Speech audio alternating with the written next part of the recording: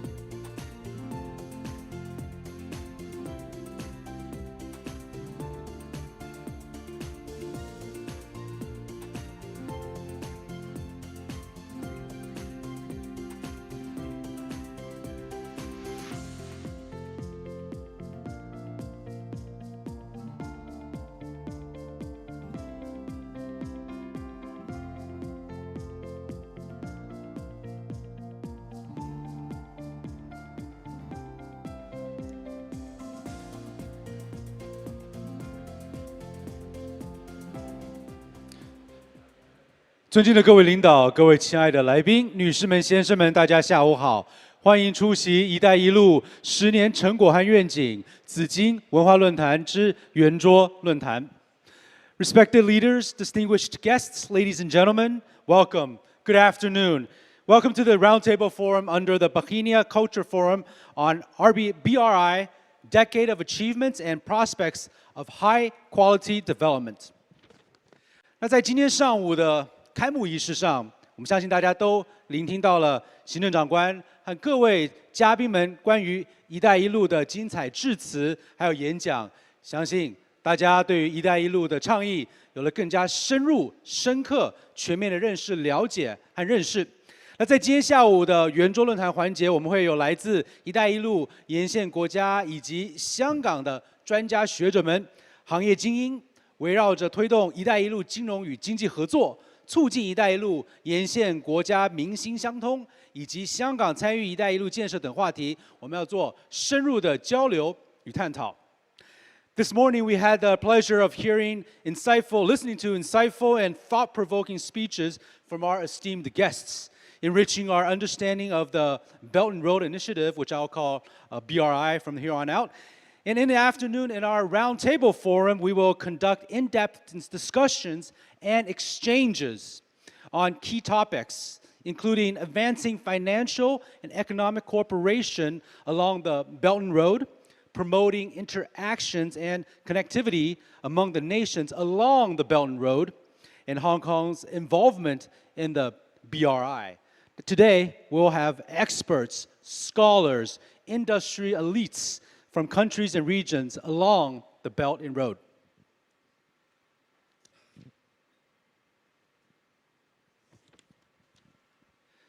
在我们圆桌论坛正式开始之前，请允许我代表论坛的组委会向大家介绍出席本次圆桌论坛的嘉宾。Before our roundtable forum begins, please allow me on behalf of the organizing committee of the forum to introduce the distinguished guests who will be attending our roundtable forum. 欢迎全国政协常委、西九文化区管理局董事局主席唐英年先生。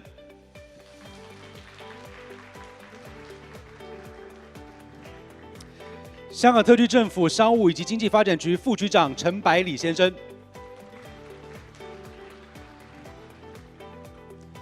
集友银行副董事长及行政总裁郑威先生。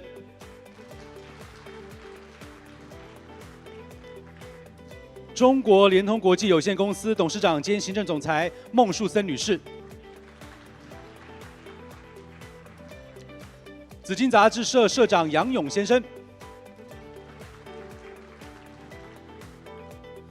中央政府驻港联络办经济部处长徐银辉先生。香港中国企业协会副会长兼总裁于晓先生。中国侨联副主席卢文端先生。全国政协常委、香港福建社团联会荣誉主席吴良好先生。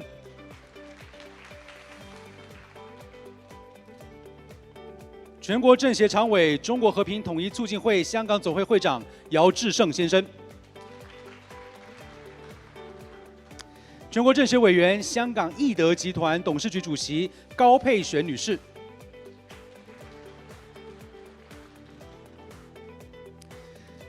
原全国政协常委、香港福建社团联会荣誉顾问杨孙熙先生。原全国政协常委、香港福建社团联会荣誉顾问周安达元先生。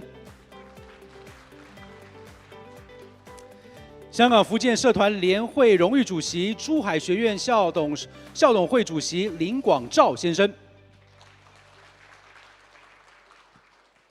集友银行业务总监王冰玲女士。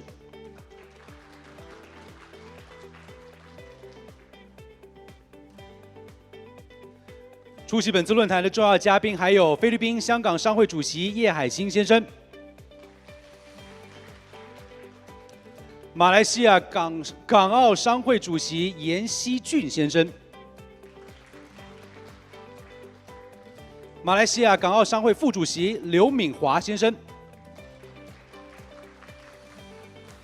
香港印度尼西亚商会董事何振东先生，新加坡商会执行董事林文耀先生，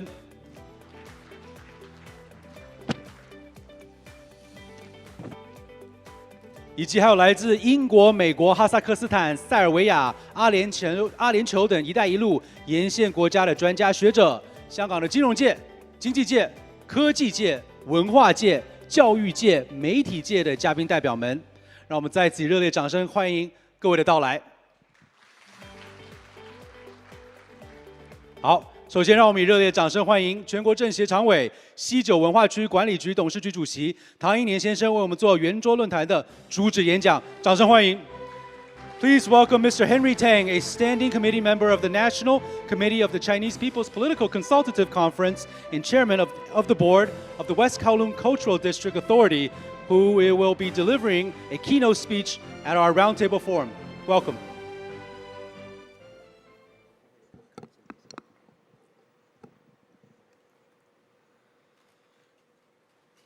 各位嘉宾、女士们、先生们，大家下午好。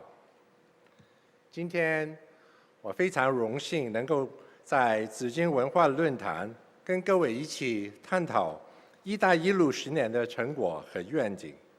“一带一路”的倡议10年来，从理念到共识，从构思到实践，正在一步一步的走稳、走远、走深、走实，国际影响力也不断的提升，也开启了国家与全球经济发展的新篇章。从经济角度来说，“一带一路”是有非常重要的战略价值。“一带一路”的倡议的范围涵盖东亚、东盟、西亚、南亚、中亚、非洲、中东、中欧等等100多个国家和经济体，总面积是超过600万平方公里，人口占全球的60%，贸易占全球40%，生产总值是占全球1/3。“一带一路”的核心是建设一个跨国家和跨地域的开放经济体系。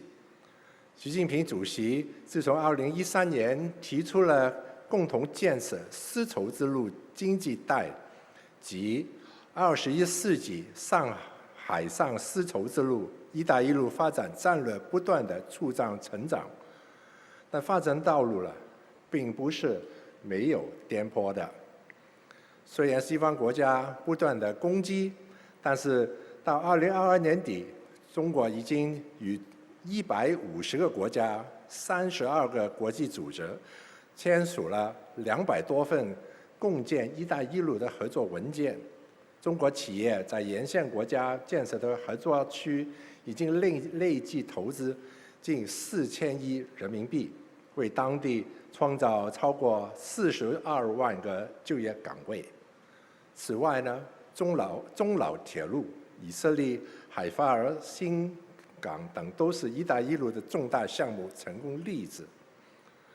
经历了10年，国家用行动来证明“一带一路”倡议在努力构建经济发展的新次序，达到习近平主席倡议的人类命运共同体最终的理念。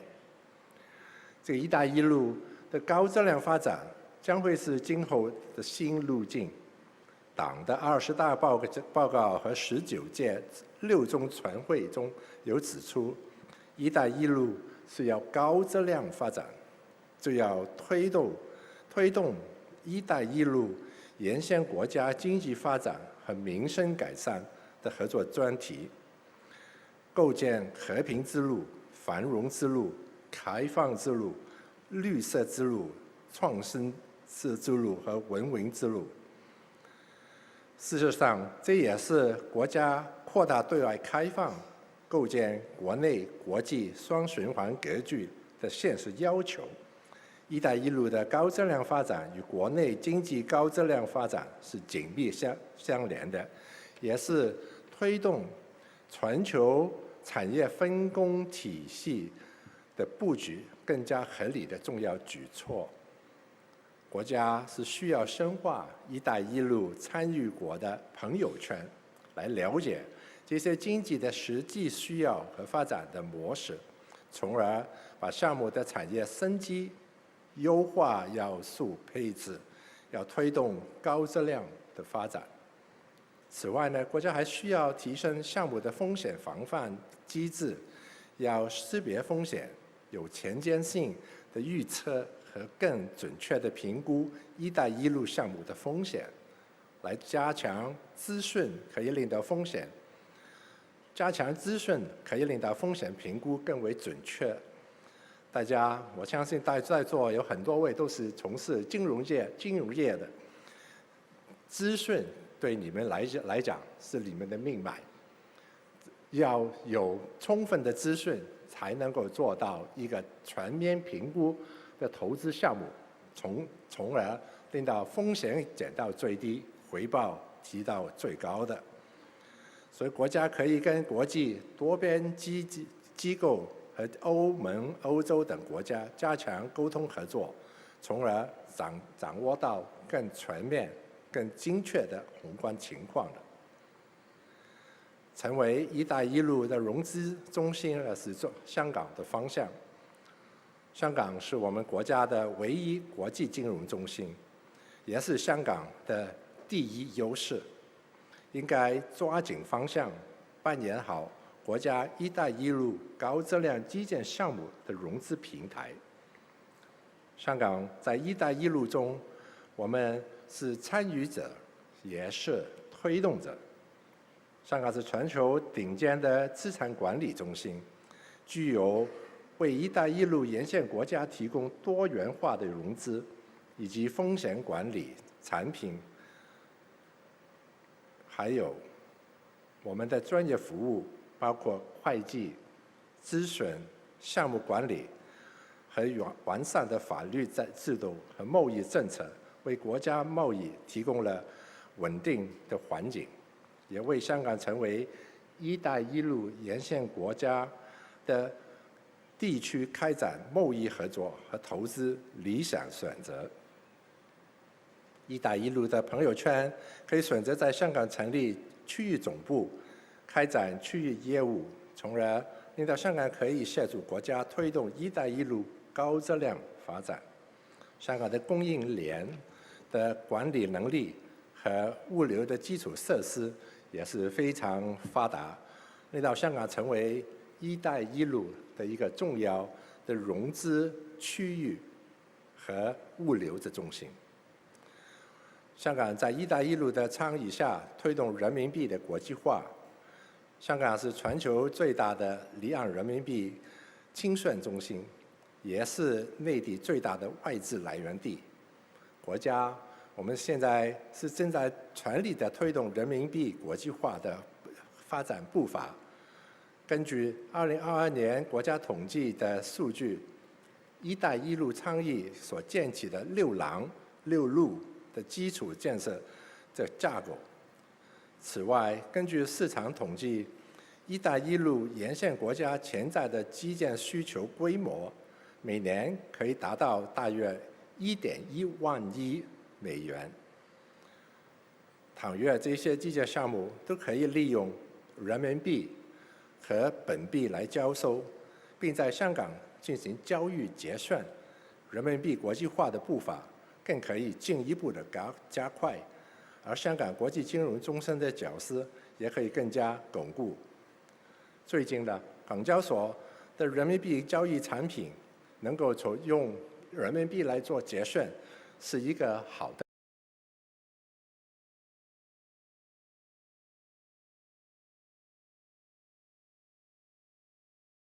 开始。我也希望能够看见更多的产品，投资产品能够以人民币来做结算，令到在香港的人民币能够多一个流通的渠道，从而令到人民币走向国际，更加全面、更加透彻。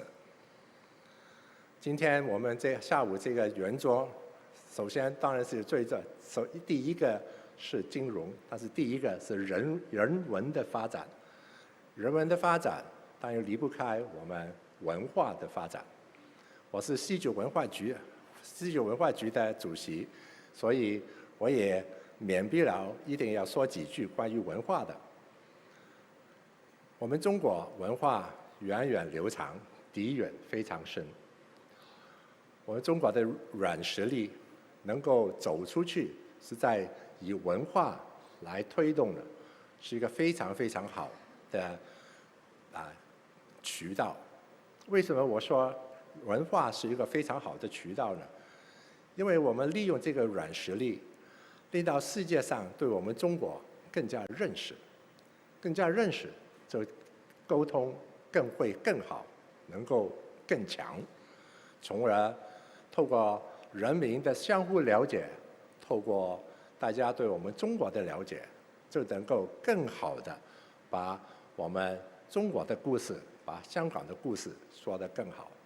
同时，“一带一路”是一个多方向的交通渠道，多方向就不光是我们中国的文化能够走出去，更加能够把“一带一路”的300多个国家和地区的文化也能够透过“一带一路”的渠道引进来。我认为，构建人类命运共同体，透过文化来促进人文的发展，是一个非常非常好的渠道。所以我希望香港能够做好“十四五”规划当中要求我们做的，作为一个中外文化艺术交流中心。这个能够成为我们未来金融业之后一个重要的行业呢，我认为这个是我们香港能够扮演的角色，也能够办好的一个角色。最后，习近平主席在2021年提出，要以高标准、可持续、惠民生为目标，来加快高质量发展。这3个目标是“一带一路”高质量发展的着力点。愿香港与内地携手并进，一同开创“一带一路”下一个10年美好的新将来。谢谢大家。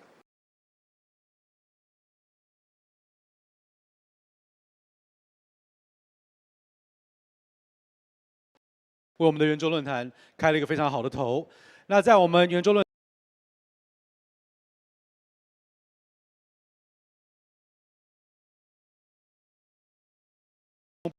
部的揭牌仪式，我们邀请各位在现场的嘉宾。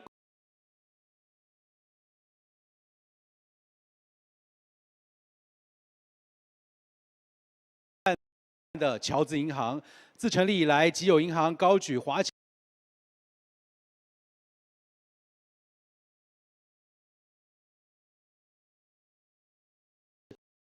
助力香港企业、内地企业与“一带一路”沿线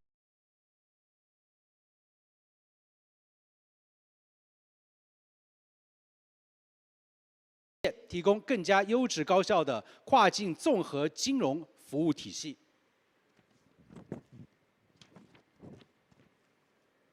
那现在我们要邀请我们的主礼嘉宾上台为我们做一个开幕揭幕仪式哦。我们邀请共同为集友银行的跨境业务与华侨金融部成立揭牌，有请集友银行副董事长以及行政总裁郑维先生。全国政协常委西九文化区管理局董事局主席唐英年先生。香港特区政府商务以及经济发展局副局长陈百里先生。中国侨联副主席卢文端先生，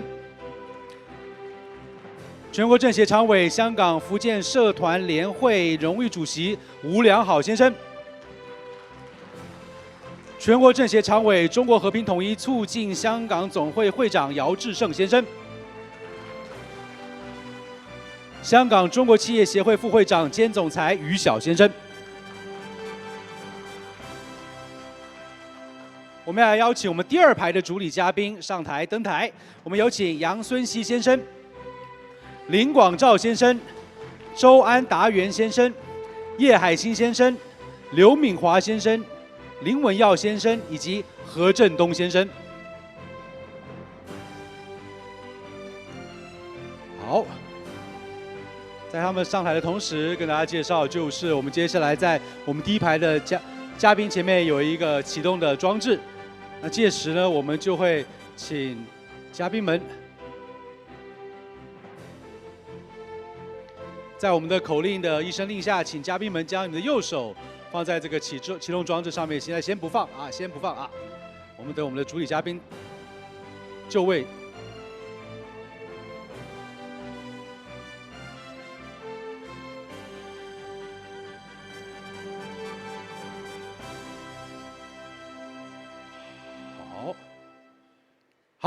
好，在我们准备开始之前，再跟大家说一下，在我口令3、2、5、4、3、2、1之后呢，请你们将你们的右手放在这个启动仪式上。好，准备好了吧？好，我们请导播帮我们准备好。5、4、3、2、1，放右手，一起按下为集友银行跨境业务与华侨金融部成立亮灯，揭牌成立。好，我们请各位主礼嘉宾面向镜头，我们合影留念。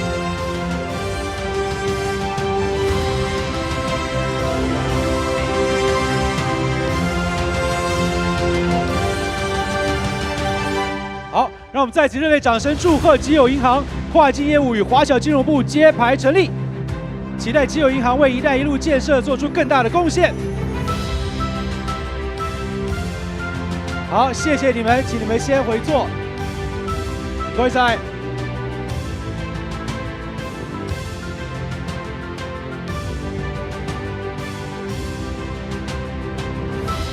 請漫步回座啊。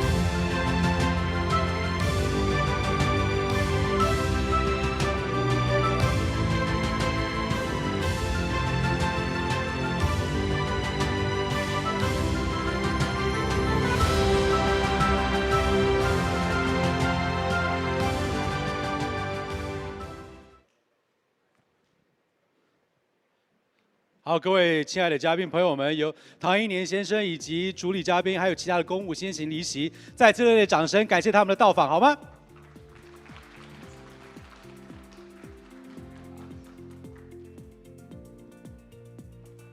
好 ，Ladies and gentlemen, Mr. Henry Tang and other officiating guests have other official engagements, so we like to thank them for being here today. 那接下来我们要开始我们的金融与经济圆桌论坛，我们有请参加本环节的嘉宾到台上就座。Now we will now commence the roundtable forum on finance and economy. I'd like to invite the guests participating in this session to come up on stage. They are. 让我们欢迎集友银行业务总监王冰玲女士 ，Miss Wang Bingling, Business Director of Chiyu Banking Company Limited.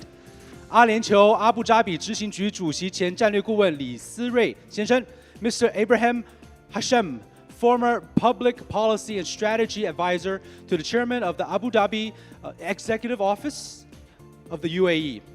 马来西亚港澳商会副主席刘敏华先生 ，Mr. Liu Mingfa, Deputy Chairman, the Malaysian Chamber of Commerce, Hong Kong and Macau.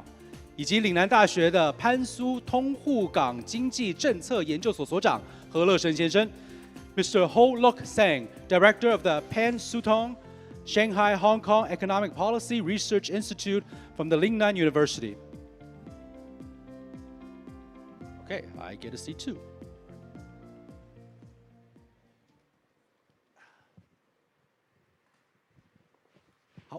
首先，谢谢各位的到来 ，Thank you for being your appearance on stage there。我想刚刚我们经过了一番的这个主礼嘉宾的演讲，大家也都知道，我们也都看到这“一带一路”这10年来的成果，它的发展、它的变化，它也面临的挑战等等。所以今天我们请各位以你们的在工作领域方面来为我们阐述一下你们看到这10年的“一带一路”的变化，以及你们有什么样的感想，跟我们分享，然后我们借这个机会来一起交流一下。So I think we've heard the keynote speeches today earlier. You're probably going to need that translation on later for them. But we'd like to take this opportunity, we'd like you to take this opportunity to talk a little bit about what you feel about RBI this past decade, its initiation, its development, its changes, its progress, its evolution, and maybe some of the challenges it still faces from your field of work, from your field of study, and share with us how you feel, and then maybe we'll start some kind of discussion right here. 那不如我们就发挥我们的绅士风度，我们让女士优先，好吧？请王女士，我们首先分享一下您对今天怎么来到这个论坛，特别从这个过去的10年以及未来的10年“一带一路”的发展的一个展望，来为我们做一下阐述，以及当然也根据我们今天早前开幕仪式上，还有刚刚包括唐一年先生的这个致辞，从当中的一些演讲当中，您个人的一些感想和看法，谢谢。OK，Thank you。可以听到吗？有。非常感谢今天大会的邀请。作为集友银行，我们今天是这个联合主办方。那么在于我呢，其实我有准备了稿子，但是我不打算念了。为什么？因为今天的感触实在是太多了。从今天上午的一系列的非常有价值的一些 keynote speech。还有刚才唐主席给予的一些文化、金融以及人文的一些交流，我觉得我不需要稿子了。那么为什么说集友银行和“一带一路”以及我们刚才的揭牌是华侨金融？为什么集友银行我们会选择这个？就是因为在这10年的“一带一路”的推进当中，我们能看到，只要有海的地方就有我们华人华侨。因为我的父亲是新加坡归侨，所以我从小有经常听到这样一句话：有海的地方就会有我们华人华侨。那么在10年的“一带一路”的推进中，我们沿线国家和地区的华人华侨侨企，我们不仅仅是共建者，我们还是共享者。这就是为什么集友银行以及我们的母行厦门国际选择以服务华侨金融为我们的主要的一个服务方向客群，这就是我们对我们祖国10年以来推动的一带一路，我们的最实际、最热烈的反应，就是我们从心底里知道我们要做这件事情。这个就是我想说的第一点。第二一点，在集友银行当中，我们是有深刻的华侨基因的。从我们上午的我们的 CEO 郑薇总裁他的这个讲话当中，我们能知道，著名的侨领陈嘉庚先生是我们的创始人。那么在1943年，累计这么些年，我们用在服务和支持祖国东南亚以及香港的教育事业和经济事业，我们从我们以航养校，我们总共投了28亿港元，这样是持续我们80年来依然是不改初心。我们将会继续下去，我们将会向着我们100年的基友始终如此。这就是我们对“一带一路”和华侨金融我们最深的、最贴切的，我们坚持的决心和恒力。那么今天呢，非常高兴，我们共同能够去期待更好的“一带一路”的未来。我们也相信“一带一路”能够让更多人认识中国。我们也期待在今天这个论坛之后，也希望借着这个论坛，告诉所有的海外的华人华侨侨胞侨企们，在香港有那么一家80周年的华侨金融银行，一直在惦念着你们，它的名字就叫集友银行。Thank you so much， 谢谢。谢谢王女士，为我们介绍集友银行的过去、它的历史以及它的展望、它的未来。那说到这个华人华侨，我想接下来我们就请另外一位马来西亚的港澳商会的副主席刘敏华先生，因为说到华侨，马来西亚的华侨非常的多，而且经商能力非常的强，在马来西亚的这个经济的这个成长当中扮演着一个不可或缺的角色。可不可以跟我们介绍一下这一带一路对于马来西亚，特别是这个经商的这些朋友们来说，又是个什么样的意义？未来又有一个什么样的一个展望？ Thank you, and I would like to extend my appreciations to invite Malaysian Chamber of Commerce in Hong Kong to participate in this meaningful event. As the moderator have said, that Malaysia has always been a important part of the community, because I think Malaysia is unique because we are situated along the Straits of Malacca, which has always been the most important transit route between the East and the West. I think 95% of the Chinese oil imports actually goes through Straits of Malacca. And with that trade zone, I must say that Malaysia has always been performing that role since many, many years ago. I think going back in histories, I think in the 1400s, the legendary explorer Zheng He, when he went down to Nanyang, and that is where I think he stopped by Malacca 5 times out of the 7 times in his voyages along that route. And obviously, he contributed to developments of Malacca itself, and obviously the Silk Road that went through. I think basically that has always been a very important part of it, and obviously it helped make Malaysia and obviously Singapore as a very important transit hub for the region.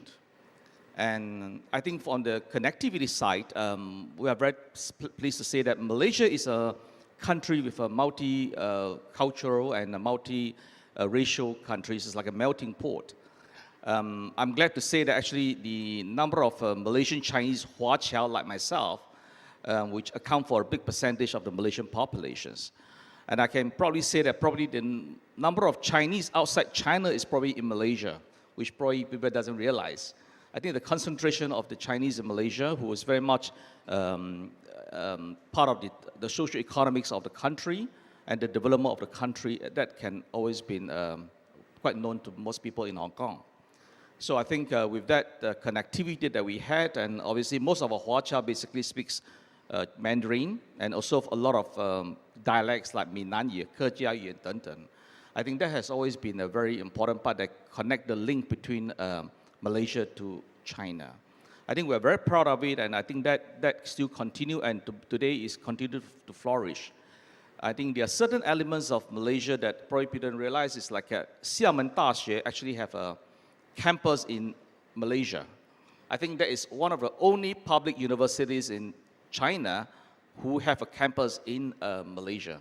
Actually, one of my nephews is a second-year student there. It's a beautiful campus.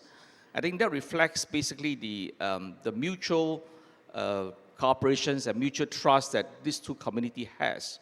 And I think that is continue to flourish. And obviously then on the other side of it, I think the Belt and Road has always been enhance our connectivity, because Malaysia as a country, we actually have a very, very good infrastructures in terms of highways, digital networks, and so on. But having said that, actually, one of the latest project that has taken off is a 160 billion renminbi project, which is the East Coast Railway. Basically, that connects the east coast of Malaysia Peninsula and the west coast of Peninsula Malaysia. That basically has the railway for the people and for the goods. I think that will basically enhances the connectivity of Malaysia to the whole ASEAN region. And I think Malaysia being part of an ASEAN country, which is, there are now 11 nations, but I think Malaysia has always been one of the major players in the region. I think with ASEAN collectively, which we like to say is basically the third most populous country, a region with the most population after India and China. And obviously in terms of economic, I think it's going to be the 4th largest economy in the world going forward by 2030. I think that is a part that I think Malaysia would be able to play a role because of our language strength. And I think obviously our ability to communicate well, and our culturally we are similar. You know, if you get a chance to go to Malaysia, you realize that you can live without speaking any other language but Chinese or Cantonese. So I want to pass it back to the moderator, and maybe I'll let the rest of these speakers to share their vision. Thank you. Thank you. Terima kasih, Mr. Liu. Thank you. And so, Ms. Wang and Mr. Liu are from the the business side, from the finance side, from the commerce side. And we have two other speakers here who are from the academic side. And so I guess I'm going to pass the torch to Mr. Hashem, because from an academic side, I would like to hear your take on what we're talking about here today, which is the BRI. What does the UAE, and in a larger picture, how does the Middle East see the last decade of the BRI initiative, of the BRI, its accomplishments, and especially the connectivity? How would China or the East Asia connect with the Middle East and the UAE, and how your take on that? Thank you very much. Thank you for the invitation. Well, the world is going through a major transformation, and this transformation is driven primarily by the rise of China and its initiatives. And of course, there are other nations that are rising, India and others, but primarily over the last 20 years, specifically 10 years, China has been driving this change, and the BRI has been contributing to it. The transformation that is happening is not happening only at the global level. It's also happening at sub-global levels, at regional levels. So I come from the Middle East, I come from the Arab world, and we are experiencing major changes. You have all seen the reconciliation that was unthinkable just a couple of years ago between Saudi Arabia and Iran, brokered by China. And this reconciliation is having a major positive impact, not only on the bilateral relations between these two nations, but also on the entire region. Now, just going back to the point of BRI, so BRI, when it was introduced 2013, there were three categories of countries or people when they were viewing the initiative. There were those who thought this idea was brilliant because their infrastructure investment need was not met by the legacy Bretton Woods organizations. So when Xi Jinping introduced that idea, although it was high level, it was not really clear to the audience who were listening to his speech, but a lot of people hoped that it would be implemented and its results will be benefiting the rest of the world, but more specifically, the low-income countries that were locked out of the infrastructure investment. So, and the other category, there were some skeptics who were saying, well, this is wishful thinking. This idea, this initiative is just fanciful.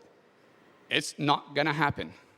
And there were others who were saying, this is just a fad, it's going to fade away with time, and China is not serious about it. Now, after 10 years, we know China has been really serious about it. And to really know how or why China has been serious about it, BRI has been already included in the Chinese constitution. As we heard earlier today, the Chinese officials and the officials of other countries, including my country, UAE, Saudi Arabia. We heard Saudi Arabia, UAE mentioned a number of times today. It's interesting to hear that because 10 years ago, I don't think in this hall you would hear Saudi Arabia, UAE being mentioned. Also in my region, you wouldn't hear Hong Kong or China. Well, China would be mentioned like 20 years ago. It wouldn't be mentioned, but slightly.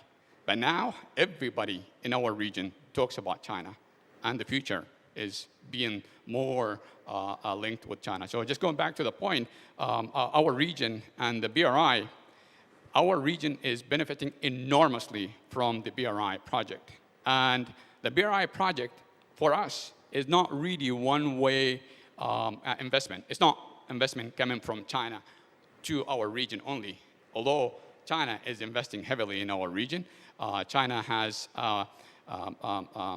investment and contracts worth around $100 billion invested in our region. And Saudi Arabia and UAE take around 75% of this investment. But at the same time, also, our countries are contributing to BRI. You will ask me why or how? Well, because we see a lot of synergies and a lot of complementarities between what being proposed in the BRI and our strategies. Earlier today, I think it was the chief executive, John Lee, who highlighted the alignment between the BRI and the vision of BRI with the vision of our countries. He mentioned specifically Saudi Arabia, because Saudi Arabia is the largest economy in our region. But the alignment is also happening with other countries, including my country. So we have our own 2030 vision. Egypt has its own 2030 vision. And these countries are aligning their vision with the BRI and vice versa. The BRI also aligning with these countries' national strategies. Going back to the point of, I don't want to really talk, I've got so many things to talk about, but just going back to the point of whether China is really imposing this project on the rest of the world.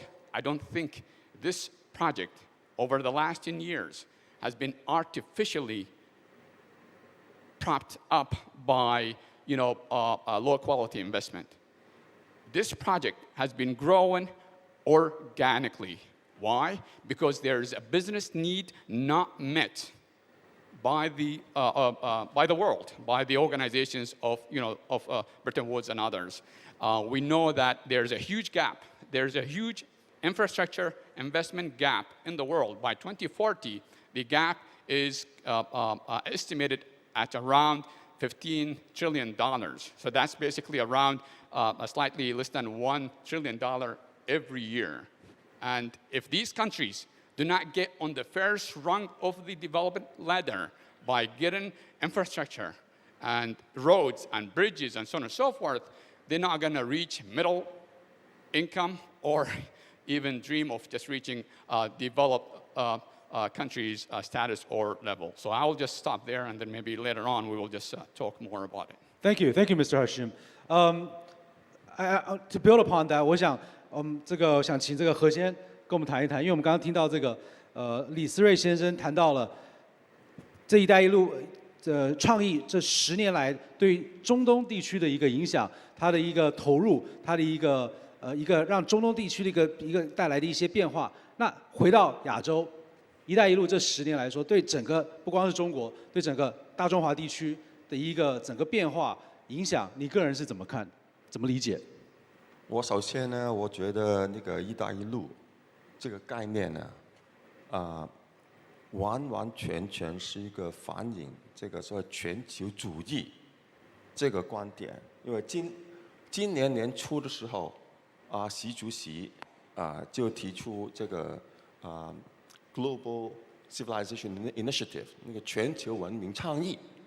这个全球文明倡议呢，就是全球观，从一个全球的那个可持续性这个观点去看，他就是从第一天提出这个“一带一路”这个概念的时候，根本他就是想这个全球主义这个方向走。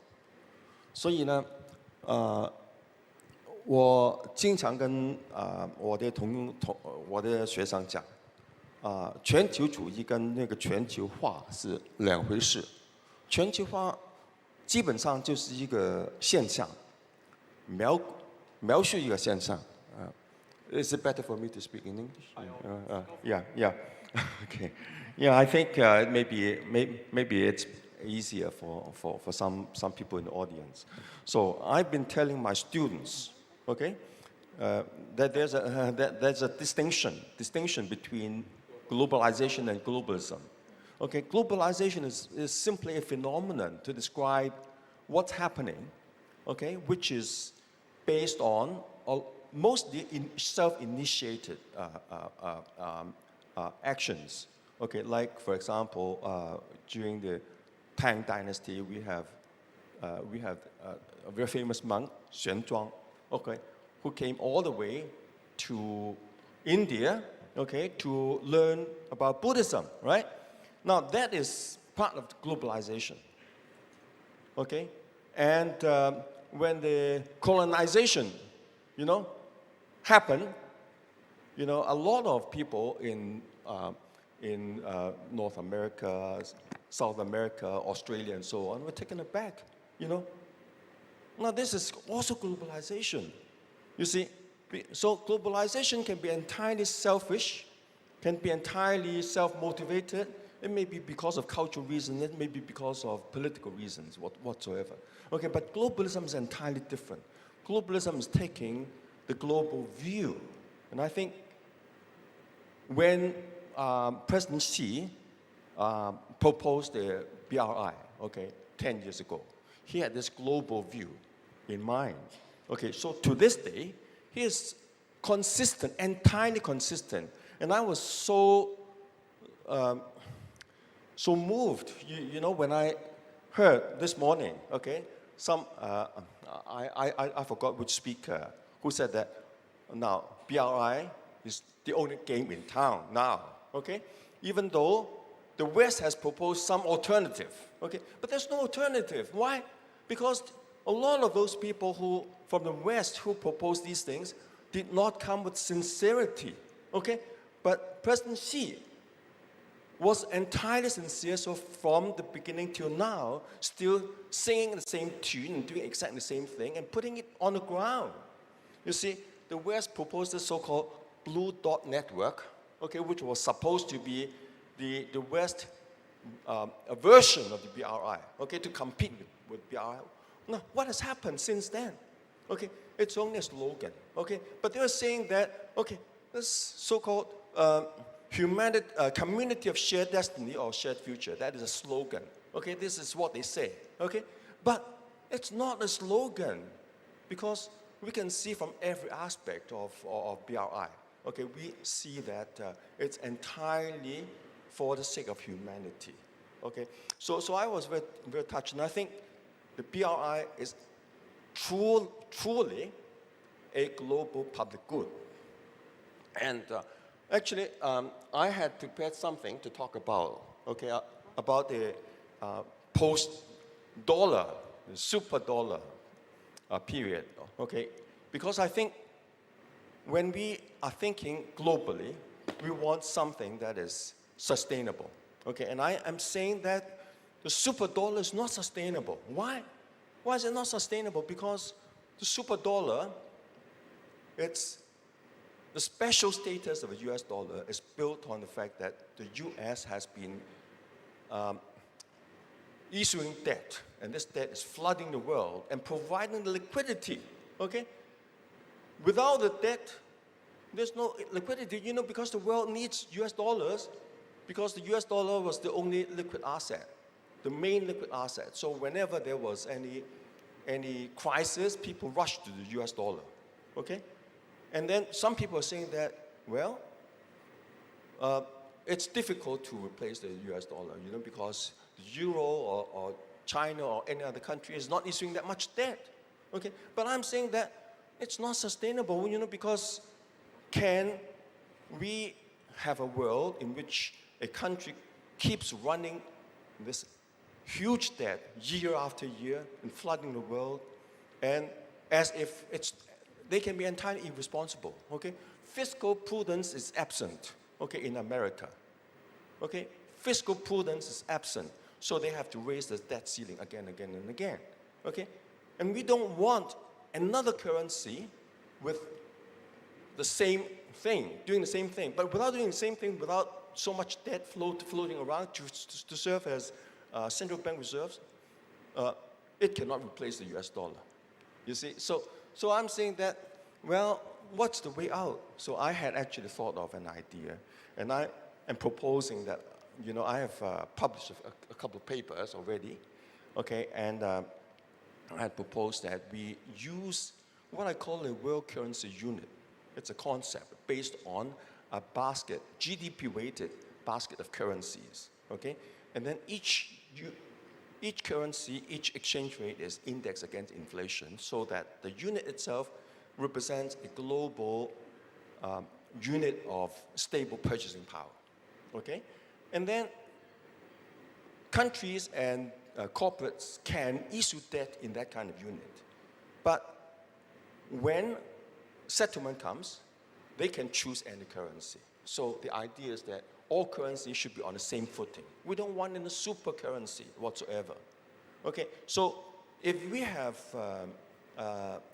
use of such a unit, actually I have already, with the help of one of my graduate students, set up a trial kind of website that provides quotation of that network, of that unit of account. It's called an international unit of account, and actually the idea came from Robert Shiller. You know, Robert Shiller is a Nobel laureate in economics.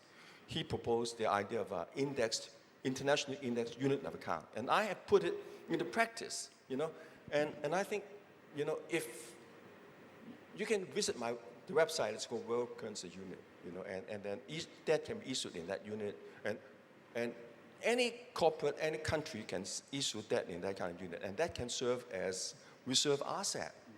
So instead of one currency flooding the world with its own debt, okay, it's much better for the entire world, to have currencies on the same footing. And I think that's the only way out so that we have sustainable monetary architecture for the world. Thank you. Thank you. That's certainly a very interesting concept and idea. And I want to devote the time to the future. And I talked to some of the friends and guests downstairs earlier during lunchtime, and I asked them, why do you want to be here? And they want some takeaway from this conference today, especially in terms of business, in terms of commerce, which probably will go up to your field, Mr. Liu and Ms. Wang, about the future of the RBI.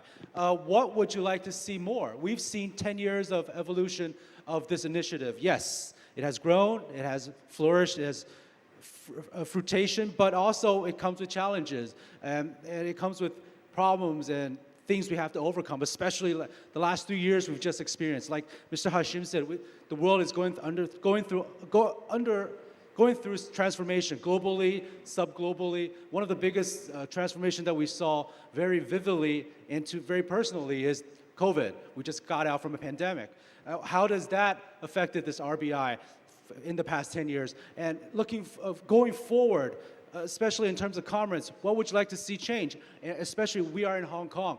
What kind of characteristic what kind of character do you want Hong Kong to be playing? What kind of role do you want to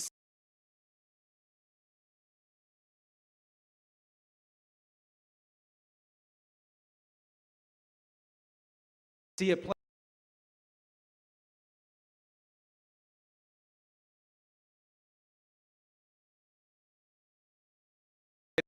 In a very simple way, BRI has always been focusing on meeting the needs of the people, the communities, whether it could be just a road, a hospital.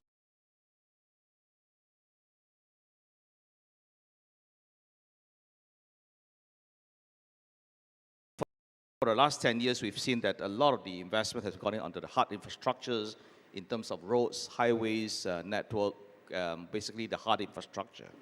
I think going forward, probably the next phase of it is basically more into connectivity, in terms of forms of digital payment, cross-border payment, financing, because at the end of the day, when you have the infrastructure, you're moving the goods, then you need to move the money.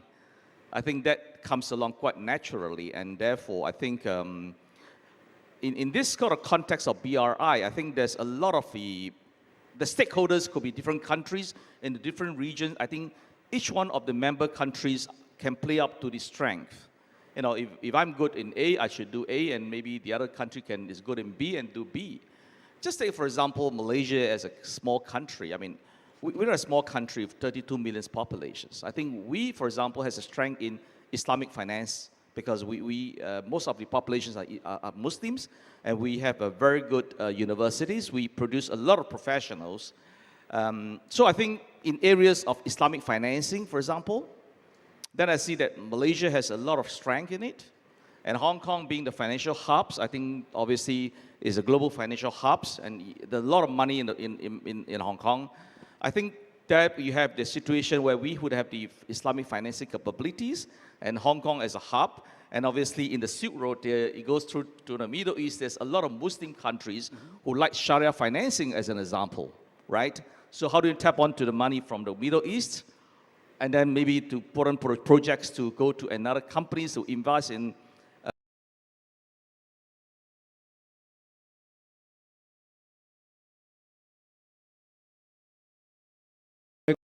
population. It's very close by. Why not Singapore? Why Hong Kong? I think you cannot deny the fact that the Hong Kong being next to China and being part of a China obviously would have the biggest advantage. And don't forget, China itself has a large Muslim populations. So inherently, the market is already there. So there's a relevance in that. So I think that the natural progression will be, you know, Hong Kong, Malaysia, and China playing a role in Islamic financing and maybe tap onto the Middle East, where then a lot of money could be done, not maybe in dollar as we just talked about, right, or maybe in any other currency.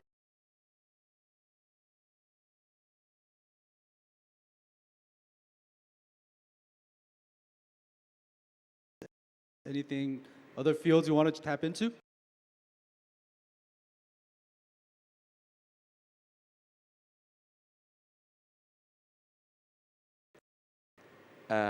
And financing, Alibaba has already worked with one of a payment gateway system called Touch and Go, where if you have a Touch and Go Malaysian card, similar like your Octopus card, you can actually pay in China through the Alipay systems, where you can pay debit to a ringgit account, but you pay in renminbi, for example.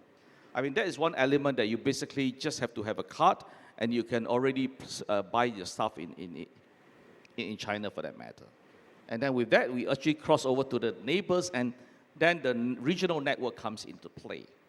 Yeah, so I thought the connectivity in terms of financing, currencies, cross borders, I think that will be one area. I think there should be a lot of to Digital connectivity. Exactly. Okay, thank you, Mr. Liu. Anybody want to add on to that?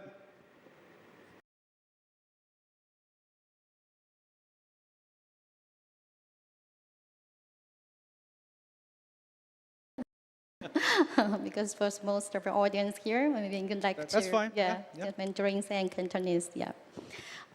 非常感兴趣您的话题。我们希望我们能够多一点合作。每个人都要有梦想，马来西亚也要有梦想，集友也有梦想，我们的华人、华侨、华企也有梦想。我们希望集友银行能在未来下一个20年的一带一路的推荐中，在我们100年的时候，我们能通过我们的努力和大家更多朋友的努力，我们能够让马来西亚接近您的区域金融中心多一点 ，approach more。然后我们能够希望我们的华人华侨能够在我们专属的华侨金融的服务下达到大家的梦想。那么集友银行的梦想是什么？我们希望在100年的时候。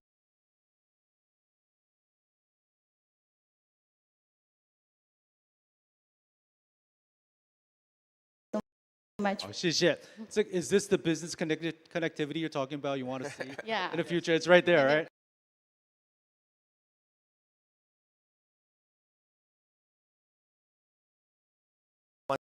One thing, which is that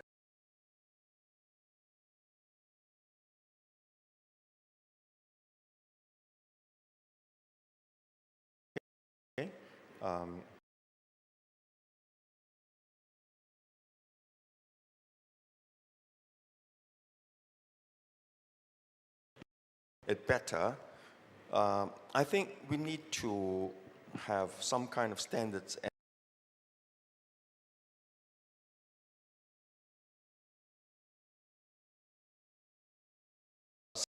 Sometimes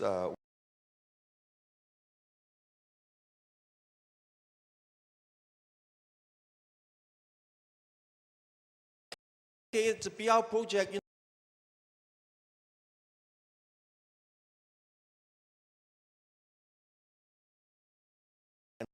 And officially,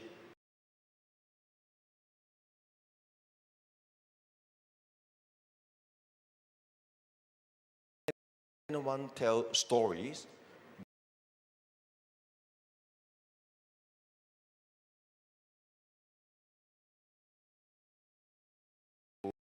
to lend credence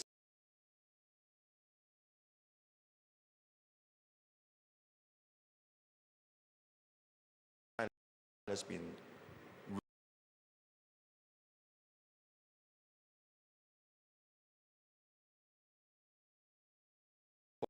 course, these are real issues.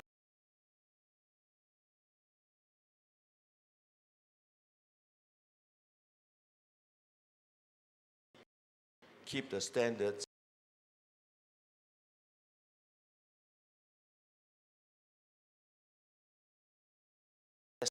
Things can do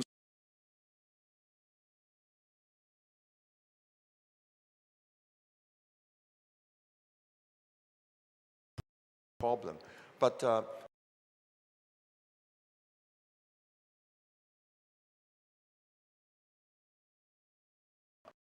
on enterprise,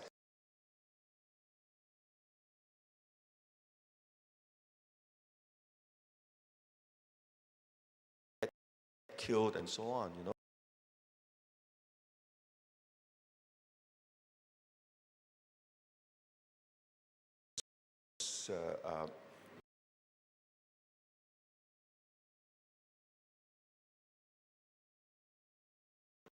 More clarity, more standard to make sure that something that's good is not smeared as something bad. Yeah. Okay, 非常 thank you, Thank you. Mr. Ho.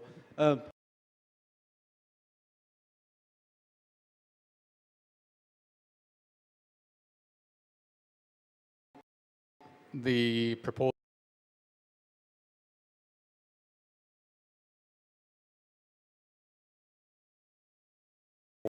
for project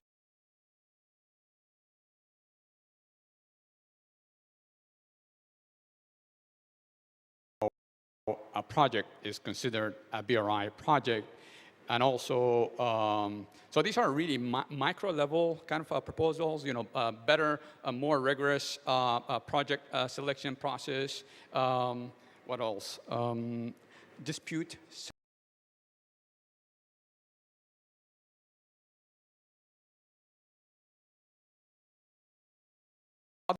other parties involved, a lot of partners, financial institutions, you have the host countries, so the participant countries, you have China, and within China itself,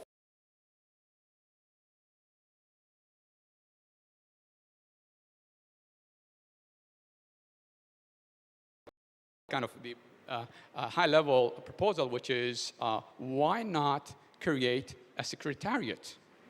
What? A kind of a PMO office. Okay. Very high level PMO office, could be under the sponsorship or under the responsibility of the Ministry of Economy, or kind of or could be, you know, a combination of economy, finance, and maybe foreign affairs. And then have that office do all this coordination, because to really, 2013, 10 years ago, it was an idea. You didn't have a lot of work to be done to push this major initiative forward. Now this idea has really snowballed into a big, mega, you know, portfolio of projects, and you have so many participants, and you have so many countries that have already signed the MOU, and you have so many organizations, and there are a lot of other countries that are willing to also participate. And to coordinate among all these, you will have to have a kind of a central body, you know, doing the coordination. And at the same time also, out of all these projects that you are implementing, there are a lot of lessons from, you know, projects, from countries, a lot of best practices that can be captured and disseminated to the rest of the projects, so that in the future you avoid mistakes that you have made already.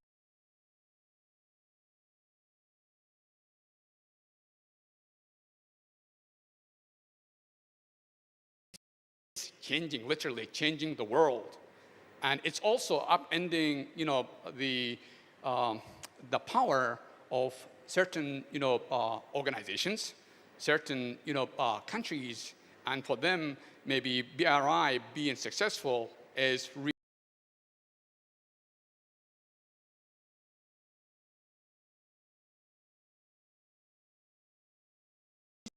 easy, because if you have control over the global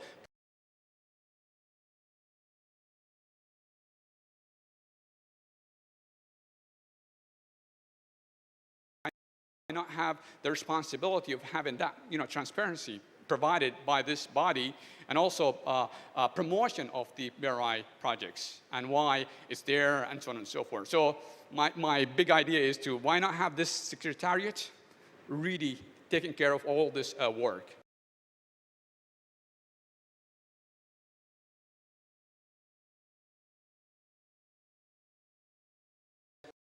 Should there be, because it's such a huge project, and of course there will always be disputes or conflicts that happens, and to have and these kind of disputes will be up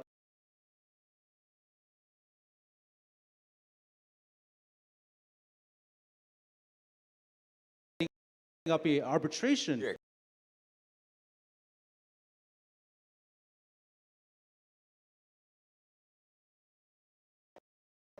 This kind of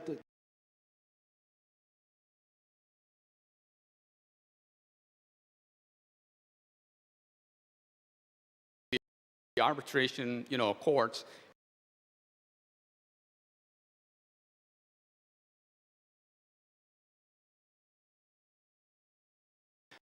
A Chinese or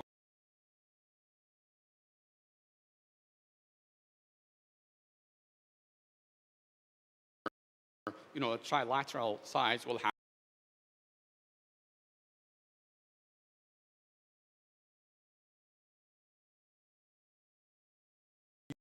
you actually have the right image in the world.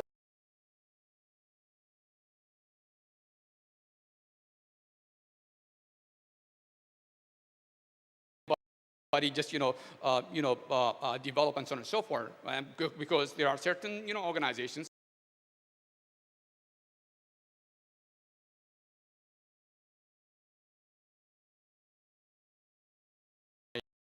and why it's being implemented.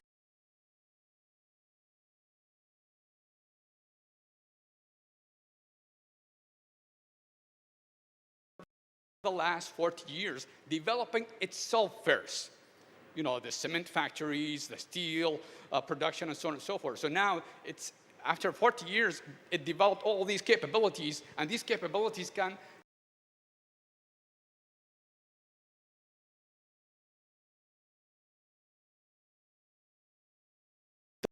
dire need of these capabilities. So you are organically exporting these capabilities to the rest of the world. I come from the oil and gas industry. I know from my experience in the oil and gas industry, a lot of companies, Standard Oil, late 19th century, early 20th century, these companies, oil companies, initially started producing oil in their countries, in their own fields. But then, gradually, they started realizing that after 30 years, 40 years, that they have so many capabilities that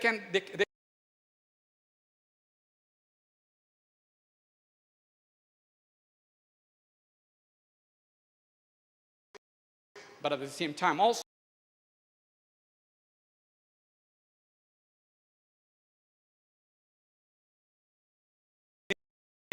major advantage of BRI, and why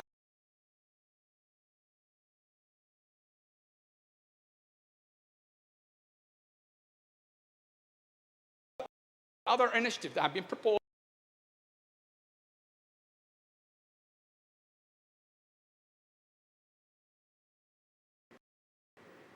Ozan.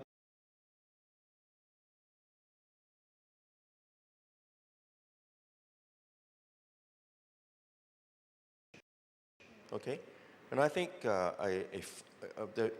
BRI project that is officially recognized needs to be accredited.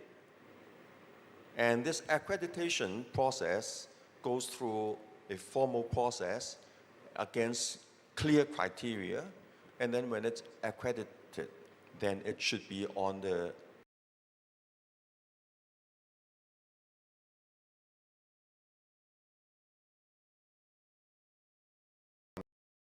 to make things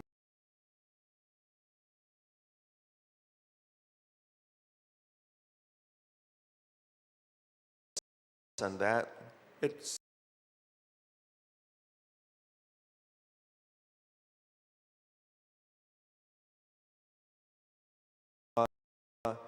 you see,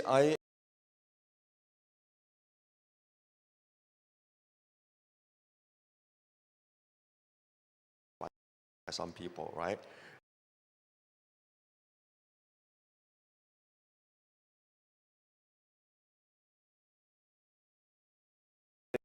And understand, okay, and then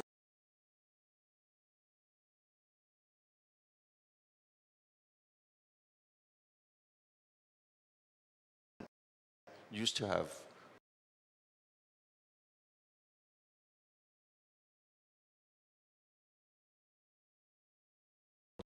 concerns can come in and so on.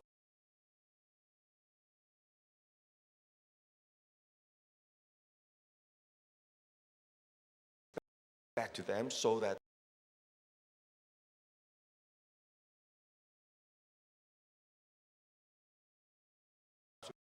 with ulterior motives.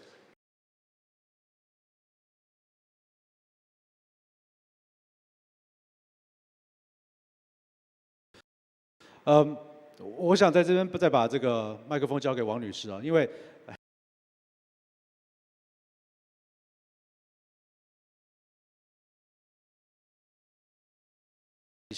是嘛，然后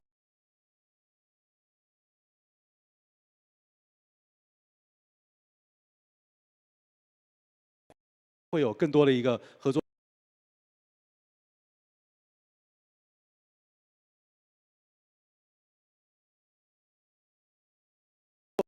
他可以合作的地方，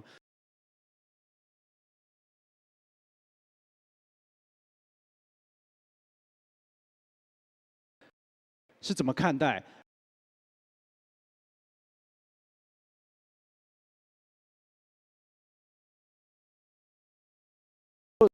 什么希望看到？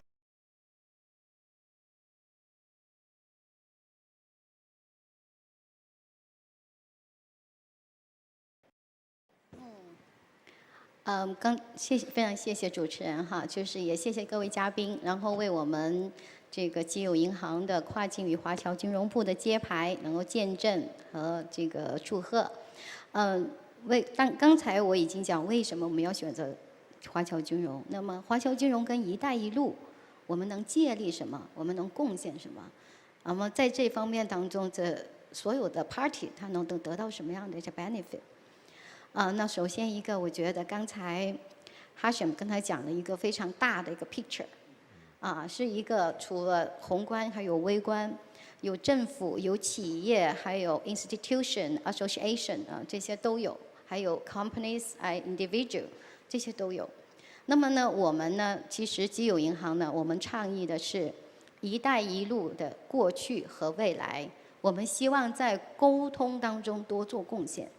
communication， 对，为什么呢？就是因为我们有这么一群华侨华人，他和我们的祖国、我们的香港，我们有着血脉相连，我们有着相情相依，这样的一个链接呢，实在不是说我要给你什么样的商业利益能够替代的。这个就是我们希望在“一带一路”之间，通过我们的华侨金融的服务。 把我们在外的，尤其在“一带一路”当中，现在据不完全统计有6000万的华人华侨，那么这样的一个群体在外面，那我们希望给他们做一个专属的服务，不仅仅是要带给他们实现梦想的机会，我们是希望能够通过我们的服务，把他们的情感、他们的每一天的日常和他们的商业，能够跟我们的“一带一路”结合起来。 这个是我们的 initiative。那么第二一个，我们能做什么？那么这一群人呢，他在外边的话呢，我们给他一个名字叫 Overseas Chinese。他为什么要加上 Overseas Chinese？ 它有它的 unique， 它的独特的地方。对，那么它独特的地方呢，那我们要去看，还是那句话，沟通无极限。 那华侨金融呢？我们本身就自带，我们有 cross-border settlement、cross-border FX、cross-border cash management，and maybe ESG、fintech， 这些都是我们刚才可以带给大家，我们可以带出去，把一般的金融服务嫁接在我们血缘相亲、我们良好的沟通上面，我觉得这。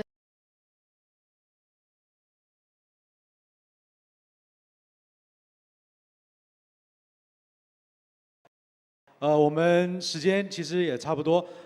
在这边我们想做一个结尾，我想请每一位嘉宾用一句话，看看能不能用一句话来概括，来您对这一次这个论坛，一带一路10年的愿景成果，以及它的未来，用一句话来。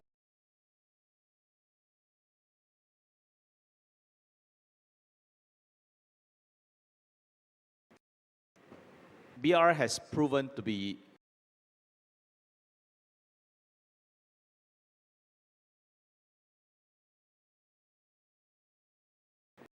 Mr. Hashim? One word or one sentence? If you could do one word, wow, go for it.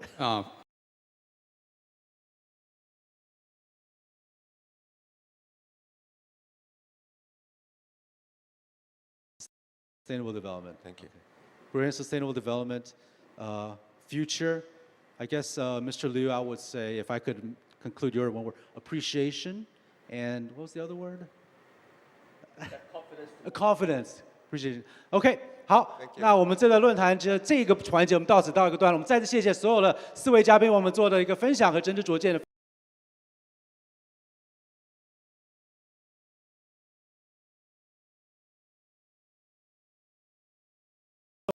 我们再一个合照，好吧？请，我们就踏上这条线这边，你们来。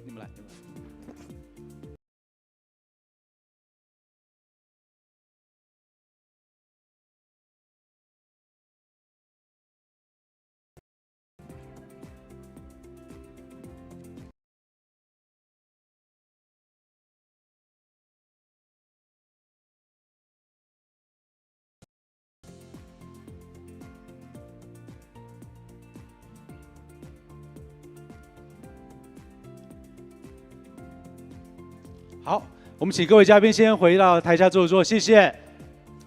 Thank you so much. Thank you. Thank you.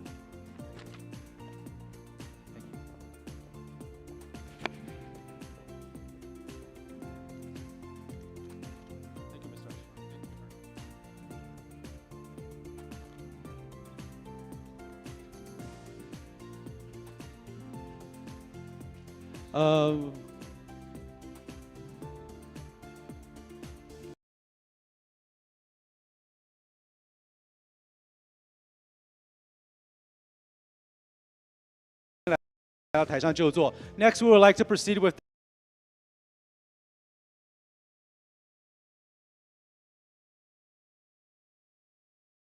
公司董事长兼行政总裁孟树森女士。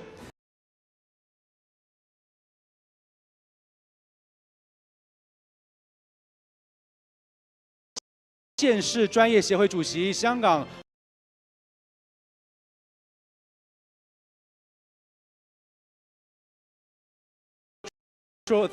Authentication, Chairman, Hong Kong Educational Resources for Culture Company Limited.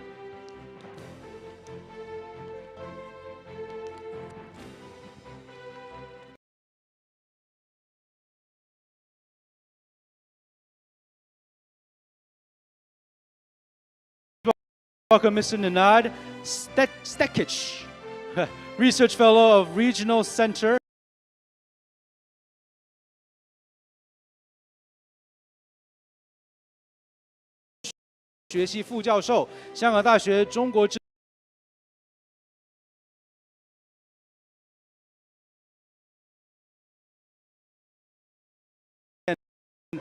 Public Administration and Director, Research Hub on Institutions of China, the University of Hong Kong, member of Chinese Association of Hong Kong and Macau Studies. Welcome.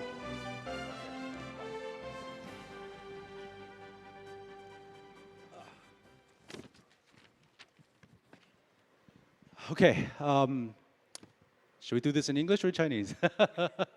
Okay.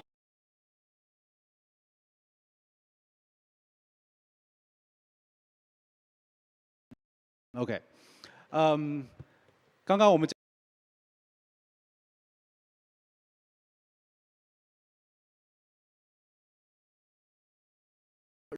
人类交流和文化交流的一个角度去来谈。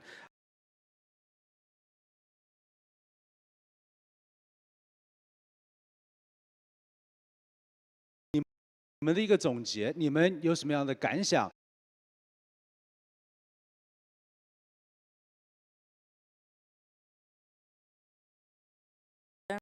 much. So I'm from China.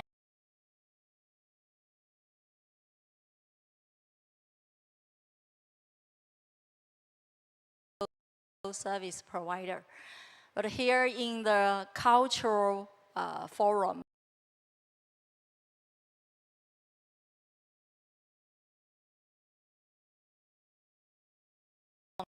foundation of cultural exchange. So here because I have prepared for the forum, I would like to go with my paper. Thank you very much. It's my great pleasure to be here to join the Bohemia Cultural Forum 2023. Here we gather to share the decades achievement of Belt and Road Initiative, and together we outlook the prospect of the higher quality development of Belt and Road. So before I enter into my paper, so allow me to extend my heartfelt congratulations on behalf of China Unicom for the successful organization of the forum. In autumn 2013, China proposed to jointly constructed the Silk Road Economic Belt and the 21st century Maritime Silk Road. The objective was to create a community of shared interest, future, and responsibility among the countries and the regions along the road. So Belt and Road Initiative emphasize economic integration, cultural inclusiveness, and also people's smooth communication. So this is of profound and lasting significance for maintaining global peace and stability and promoting prosperity and development. Over the past decade, BRI has achieved remarkable results in promoting policy coordination, infrastructure connectivity, smooth trade, financial integration, and mutual understanding among countries and regions and people. Enterprises such as China Unicom, we play a pivotal role as important driving forces and key implementers of BRI. China Unicom, as a global renowned telecom service operator and also digital service provider, we wholeheartedly embrace and actively participate in the development of BRI. We contribute Chinese digital solutions, wisdom, and experience to foster economic growth and enhance the well-being of countries and regions along the road.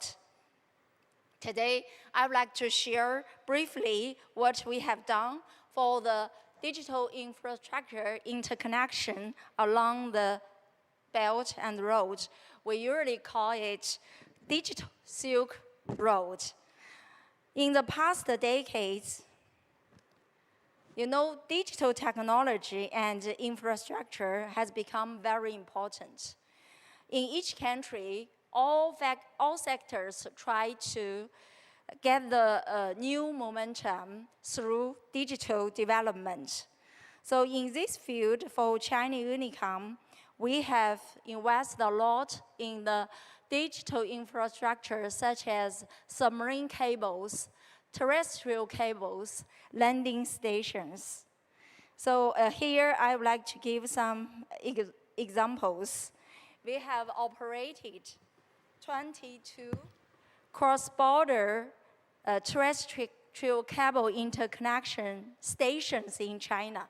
That means that we have very smooth and broadband connections with all the neighbor countries of China.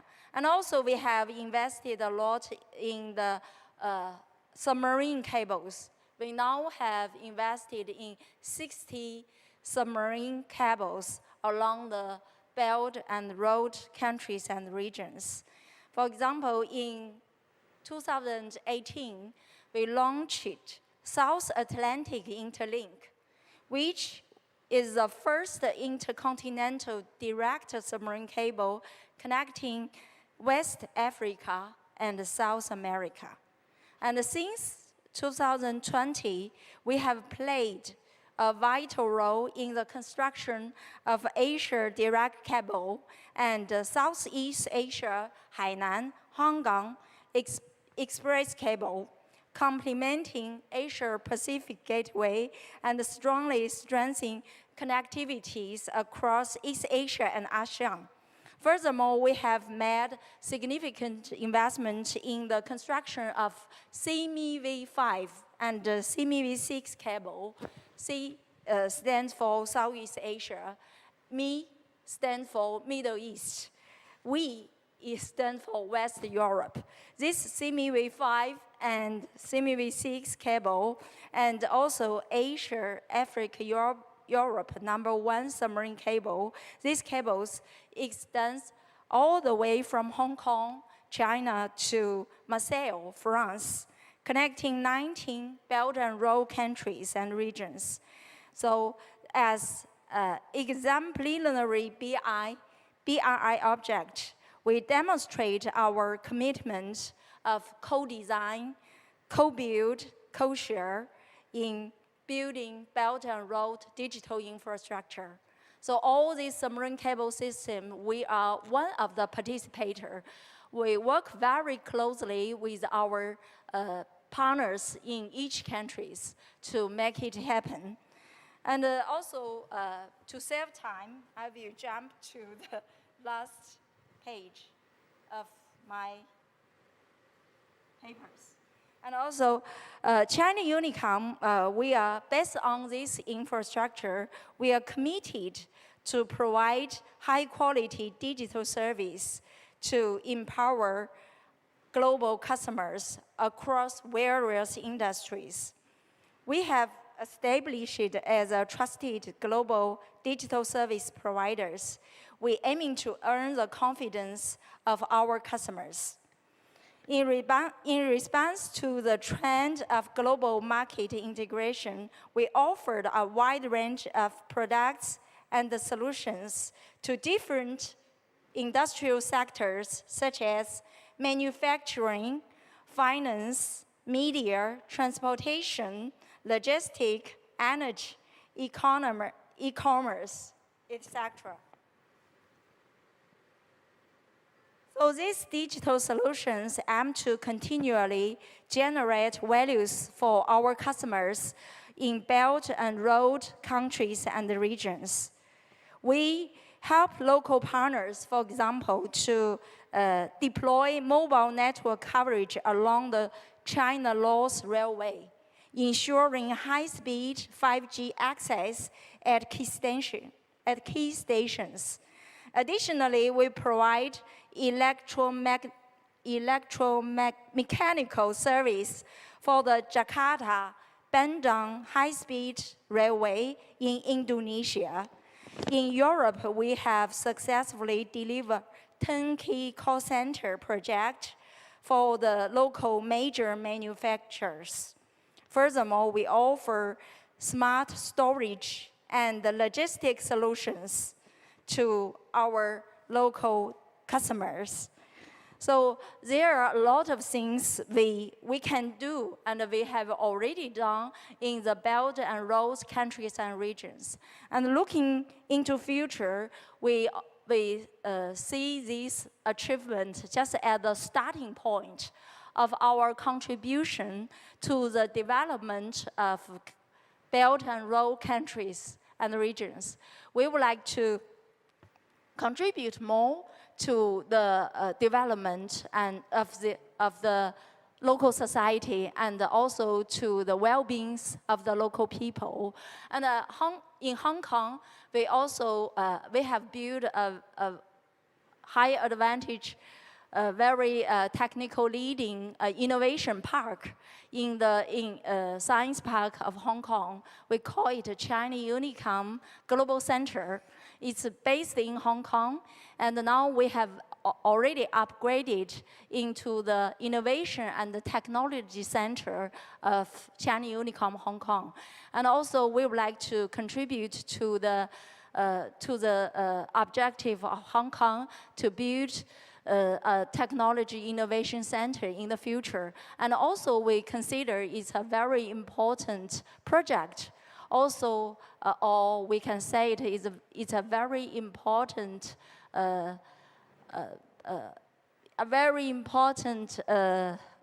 new achievement of Hong Kong's contribution to the construction of Belt and Road.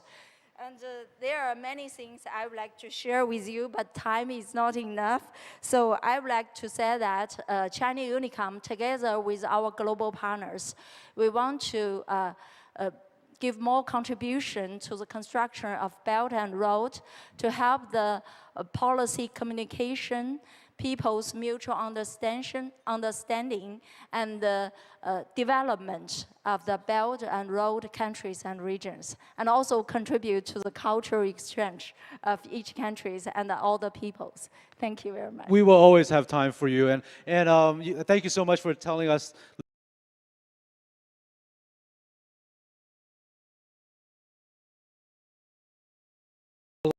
Along these RBI countries, but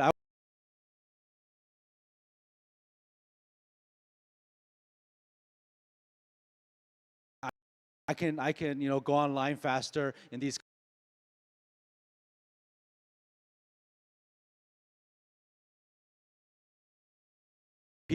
peoples in that region. But so I'm going to give you some time because we're going to.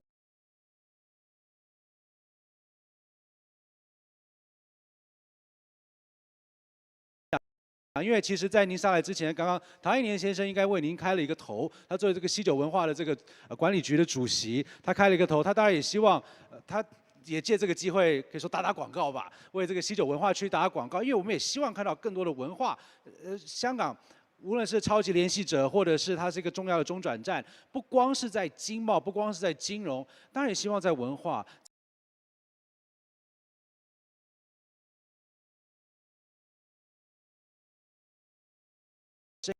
生意赚了更多的钱之外，文化上，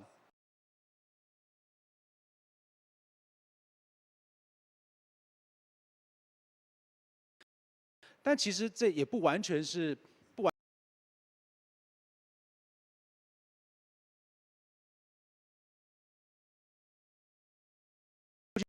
这10年开通了另外一条。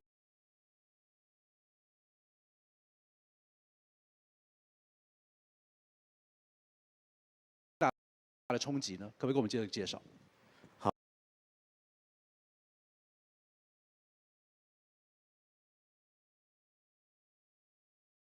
他谈这个文化，不单单就是从那个经济，还有其他的外交那一方面去讲，讲这些东西呢，我觉得呢，应该从一个比较宏观的这个角度。其实上，这个文化是一种好大的东西。 本来我也准备了好多的这个材料，但是我觉得这个时间真的不够。不够的时候，我就把一些重点挑出来跟大家分享一下。作为一个教授，作为一个文化学者，也作为一个平常的一个政治的这个评论家，还有一个收藏家，我愿意的把我自己的一些经验告诉大家。文化是什么样东西，而且我们遇到的这个挑战在哪里啊？首先呢，先讲一讲现在我们香港面对的问题是什么。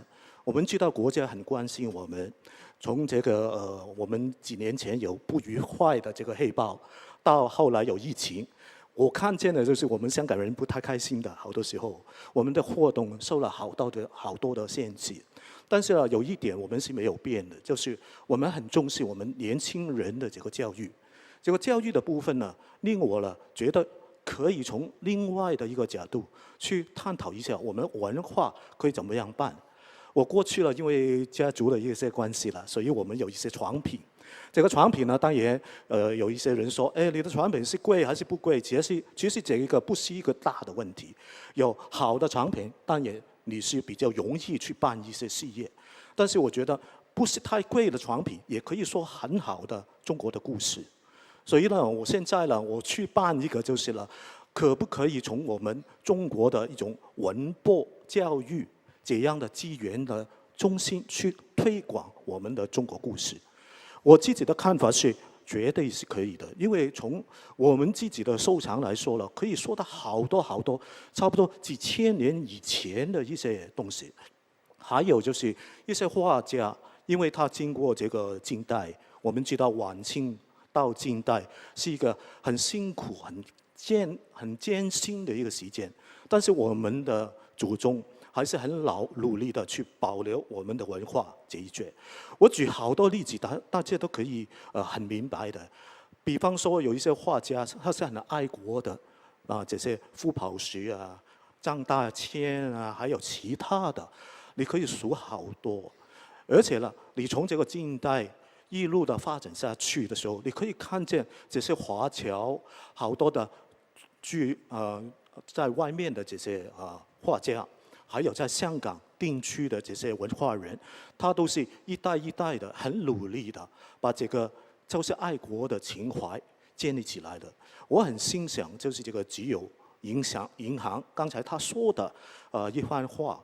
他说，将来在这个9+2的这样的一个情况底下，香港作为一个文化的一个平台，怎么样可以从这基金、金融哪一方面去支持，以方便我们以后跑到这个东南亚、跑到这个美国其他的地方。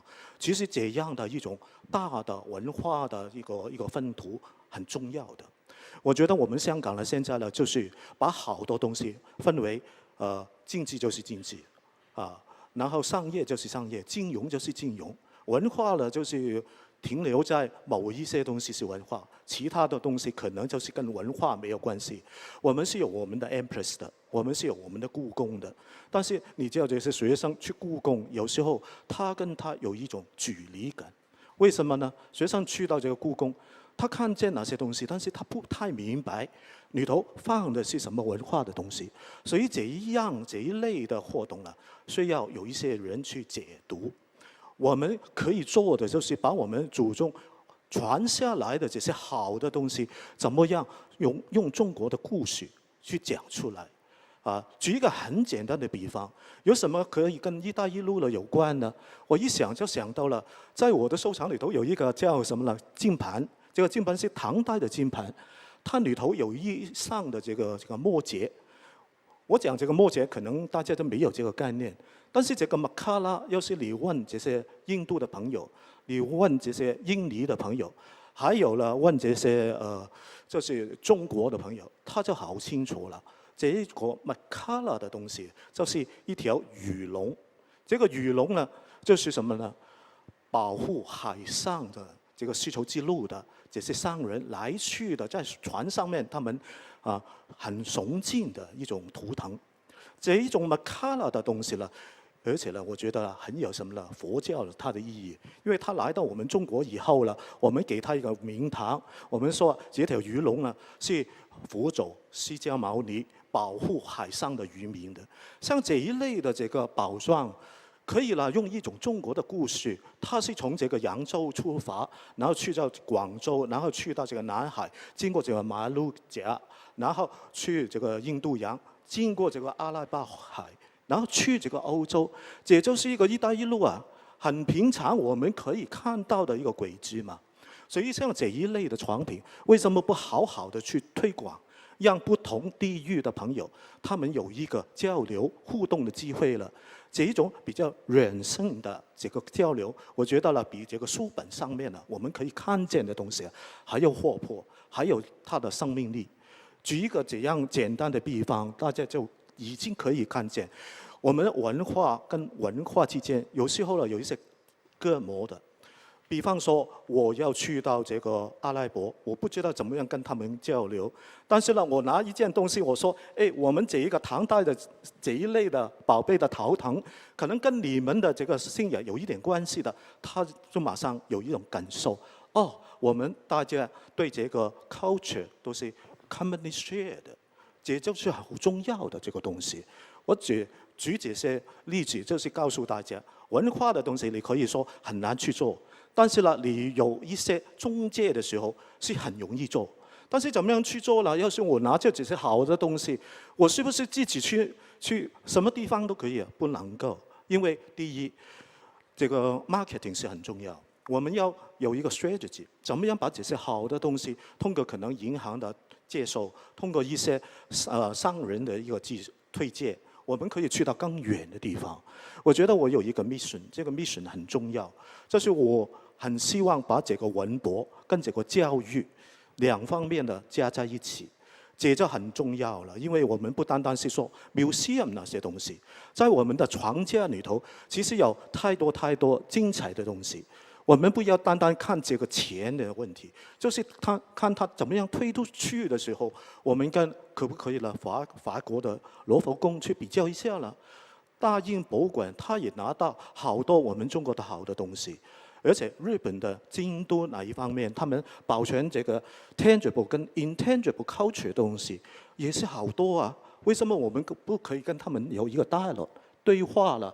要是可以对话的时候呢，拿我们唐代的这个高度，我们怎么样从唐代走出去的这个“一带一路”的丝绸之路的这一类的概念。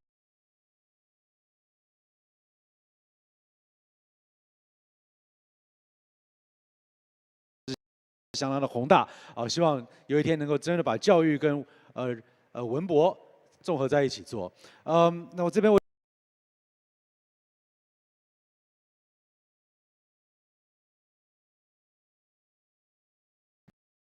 You're a long way from home. I'm a long way from home. You're a long way.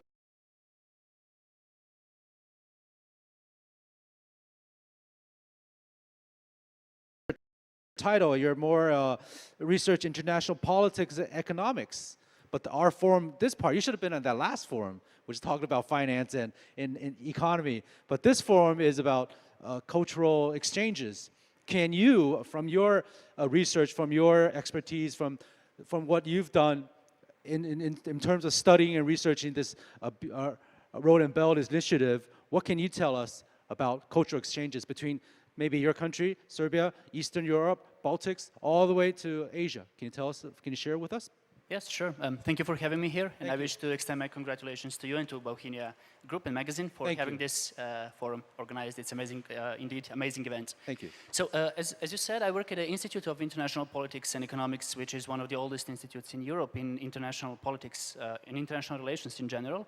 And basically, we have established, due to cultural relations, we have established the most recent center. Basically, we cover actually the whole world in terms of international economy and policy and security and so on. And in 2016, we have established the Center for specifically Belt and Road Studies. So we deal with Chinese studies in terms of Chinese economy, Chinese security, global agenda as well, China's policy, both external and internal, and also we promote China's culture in Serbia and in the Balkans region. So across the region, all the neighboring countries to the Republic of Serbia. So we cooperate very closely with Confucius Institutes, with Kongtsa and I'm going to speak a bit later about it. I want to also reflect upon what I believe actually that are the key takeaways probably from the last 10 years of existing of the Belt and Road Initiative, yes. And I have split it actually, it's into three main parts, going from the most general ones, so from international cultural parts and the international processes in the international system of international relations, of course. And then I wanted to give you a bit of insight of what is happening in Serbia. So why is Serbia so successful story? As I noted in my article, which was published in Bohemia Magazine, magazine in May's issue. And the last one, the very personal one, is actually my personal experience on cultural exchange with China and how actually I got academic interest and professional interest in not only in China but in Asia in general. So when speaking about the global processes actually and the global, I would say, incentives for Belt and Road Initiative, I truly believe that there are two processes that are shaping and actually have been shaping this initiative over the past decade. The first one is definitely I would call it like the new type of multilateral organization of international system, which is led and promoted by China, based on its 5 principles of peaceful coexistence, of course. And then this also makes things even complicated because on another hand, you had like many stakeholders, many other countries, many great superpowers, even the supranational companies, you know, that are operating all across the globe. But there is also a collision of various interests in some parts of the world. So of course, the Western world is trying to impede in some way whatever China brings to the agenda. So the narratives are here probably the key word, you know, the battle of the narratives of how the policies are being communicated to the wider public. So not only in the events like this one, but through, you know, through media, to very massive way of media. So it is very important point. So this is very first one. And the second one, the second process in the global level actually is something what I called in my article the locus or the place of global security affairs, the shift of global security from traditional like century-long probably wider Europe space and Middle East and Northern Africa, East Mediterranean and so on, now Ukraine and so on, towards the very new constructed region of Indo-Pacific. And it is, again, it is also constructed region. I intentionally use this word because I believe United States intentionally and deliberately actually constructed the Indo-Pacific artificial region, which actually exists only in terms of biology probably, not in geopolitics. So I think that actually this is a kind of strategy to try to dismantle China's endeavors to promote Belt and Road through the vast area of Eurasia, you know. So, and then to focus its like security and all other political means to the east. And then this leads us to actually to the second and the central part of my today's speech. It is the Serbia success story. So why the local element of Belt and Road is very success in Serbia. If you actually read some European news outlets, you would probably discover the phrase that Serbia is a mini champion when it comes to cooperation with China in all single areas. It all started like with former Yugoslavia, of course. The relations were very, very good on very high level, the diplomatic ones, of course. And then in 2009, our ex-president, Mr. Boris Tadic, has introduced a very specific policy that persisted and survived until the very today, actually, until the present time. This is the foreign, very unique policy of 4 pillars. So Serbia relies on 4 major great powers, I would say, in the world. The first one is China, the second one is Russian Federation, the third one is European Union, and the fourth one is the United States of America. So Serbia tries to stay, you know, non-aligned. Afterwards, it is, you know, probably the only European country that has not imposed sanctions towards Russia amidst the war in Ukraine. It closed very, very close ties with China as well. And at the same time, it aspires to become European Union member state at the same time. So it is a very complex position. Yeah, but like Serbia and Belt and Road was very good way for Serbia to catch up into not only cultural but economic and political, and just to promote China as a new alternative to the Western world. Because unfortunately, we have in Serbia we have experienced very bad history with bombing and so on and wars. So I believe that general public in Serbia are tending now to find a new partner, a new friend actually in another part of the world. So China actually has facilitated many projects, not only infrastructural ones, but the infrastructural ones were the most important as the public started to perceive China as the most popular country probably abroad, you know. When you observe the public survey results, you would notice that China is among the top, if not the first one actually, like the most friendly country of the Serbian people. And we have 2 Confucius Institutes, my institute in Serbia, so one in Belgrade, the capital city, and one based in Novi Sad. This is the second biggest city in Serbia. And these institutes are actually working a great job, if you ask me. Not only do they promote the Chinese culture, but they also are having many Chinese language courses and so on. So my institute, which I work for, is also cooperate very strongly with them to promote Chinese language, for instance, learning courses to the wider population, you know, not only in Serbia. It was, for instance, we had a luck, I mean, if that was a luck during the coronavirus, that we could be able to hold these classes online, you know. So even the wider wider population from the Balkans were also attending it. And then there was a very specific and probably the only cross-border project, infrastructural one, facilitated by China and under the Belt and Road initiative, and this is the high-speed railway. I believe that some of the speakers this morning told that actually there was a high-speed railway from Jakarta to another city in Indonesia, but there is also very, very important railway link between Belgrade and Budapest. This is the neighboring country, Hungary, and their capital. It is going to actually cut the travel time from 8 to 2 hours only, you know. So it is only making people closer, being closer. And one of the sections of this railway road is already operating between the two cities in Serbia. So these are all very important milestones that China has achieved. There is also a very important, I would say, landmark that also marks Sino-Serbian friendship, and this is during the bombing in 1999, done by the NATO. Unfortunately, Chinese embassy was hit and several journalists have been killed in that time. And in the same very place, China now has built the cultural center, and this is the biggest Chinese cultural center ever in the globe, actually, made abroad. So it is very, very huge link to not only to promote the culture, but to engage people, you know, because the center is going to be very multifunctional. It is going to offer a lot, like the guest lectures from China, from Chinese academics, scholars, writers, you know, linguists, and so on and so on. So I would say that actually this is very much important issue and topic. And lastly, I'm very, very proud to announce this. Actually, two companies are now establishing direct flights between Belgrade and Tianjin. So this is the Air Serbia, Serbia's national airline company, and another one is Hainan Airlines, which flies directly from Belgrade to Beijing. So both companies started their operation last year. This was as of last year. So this was the very first time after 3.5 decades, you know, that we didn't have the direct link. We now do have the direct link. And on my personal level, this is how actually people-to-people mobility is being speeded up, is actually how I ended into China studies. So I attended the elective course of my bachelor studies in Faculty of Security Studies in Belgrade, like China's or Eastern Studies. And then I got an invitation for a roundtable called, in 2013, called One Belt, One Road initiative back then, that was the name. I was like, okay, let's attend. And then I met very important people there. I mean, some sinologists, you know, even from China and from Serbia and from the region. And several years afterwards, I got a very important invitation from CAS, from Chinese Academy of Social Sciences in Beijing, as a junior scholar to attend their high-level think tank forum. So back in time, I revisited China several times, and not only for academic purposes, but I have participated in like Young Engagement Forum held in Hangzhou near Shanghai. And I also attended many other forums, like not directly linked to the cultural, you know, in cultural sense. So this was actually a main impetus for me to get employed into this, the Center for Belt and Road Studies, and I also wrote a book. I believe this is a culmination of this 10-year process. I wrote a book of China's security policy, of the layers of China's security policy. And of course, this is a very important issue that is going to probably evolve, you know, in the future. I also have many suggestions.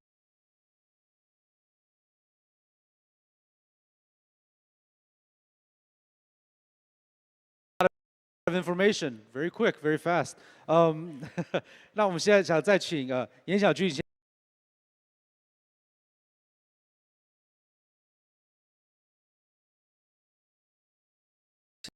谢谢主持人。首先，我感谢大会的主办方邀请我参加今天的论坛。那刚才从各位嘉宾的发言中也学习到很多。那么我想今天的嘉宾，上午和下午的嘉宾都提到，这个“一带一路”是2013年习近平主席在出访哈萨克斯坦和印度尼西亚时提出的这个丝绸之路经济带和21世纪海上丝绸之路的这个构想。那么“一带一路”的这个倡议啊，因此应运而生。到今天呢，已经10年。那么我觉得我可以用3句话来讲一下我对这10年“一带一路”的一个看法。我觉得，这10年的发展经历来看，这“一带一路”首先是一个促进全球共同繁荣之路。同时呢，我觉得第二个呢，“一带一路”是一个促进向为全球治理贡献中国智慧的一个道路。第三个呢，我觉得我今天想着重讲的呢，是它一个促进中华文化对外的影响力、传播力、号召力，以及这个促进文明互鉴的这样的一个道路。那么刚才从孟董事长的发言，我刚才聆听了之后，我有3个词我是印象非常深刻。第一个就是economic growth， 就是经济发展；第二个是 cultural integration， 就是文化的融合；第3个是 human well-being， 就是人类的福利。我觉得从这3层次来看呢，我觉得这3个词是非常好的总结了这个“一带一路”的这10年的一个意义。那么我想用我们已故的社会学家费孝通先生的16个字，我在刚才听到董事长讲的这3个词的时候，我想到了费先生讲的16个字，就是各美其美，美人之美，美美与共，天下大同。那么我想我们这个“一带一路”在过去10年，在跨文化交流、促进中华这个文化对外的影响力、传播力。提高方面以及促进人类文明互鉴方面，是不是在这16个字方面，是取得的非常丰硕的成果？那么各美其美，首先是讲的文化的主体性了。那么我们中华民族包括我们中国通过这个“一带一路”，这过去10年，向世界贡献的是我们的中国的一个智慧。那么体现的是我们的中国的治理之道与我们当然是国家的这个指导哲学的相结合，以及和中华优秀传统文化的结合。这是各美其美，体现的是我们通过“一带一路”体现出我们自己的民族的文化自信和文化主体性。那么美人之美，反映是我们中华传统文化中一种和的概念，就是和而不同。但是我们对于世界上不同的文明、不同的文化、不同的社会制度和发展道路，我们是互相尊重的。同时，我们也是希望从其他的文明、其他的文化和其他的社会制度中吸取人类文明一切有益的成果。所以，我觉得它这是美人之美。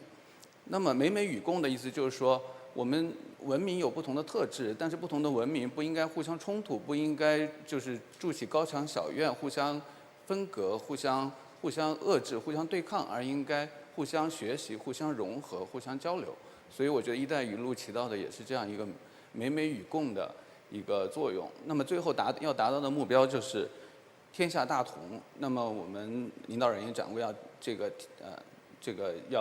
我们要这个大道之行，天下为公。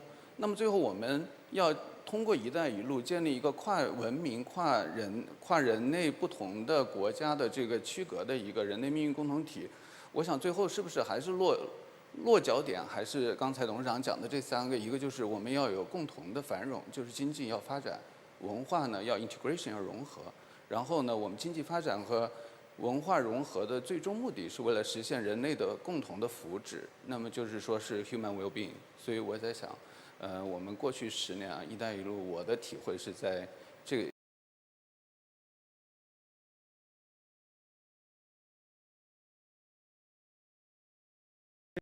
非常谢谢严小俊先生的致辞。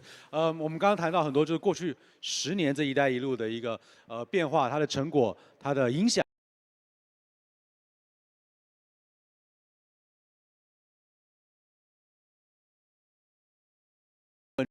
的这个论坛的主题。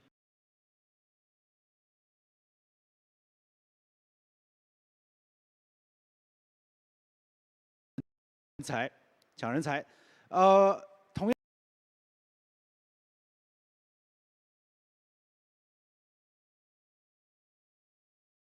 培育也是很重要。怎么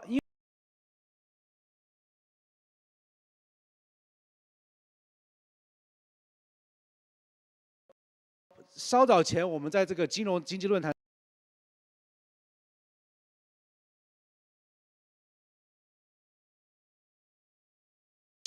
冲突是不是这个倡议的关系？那其实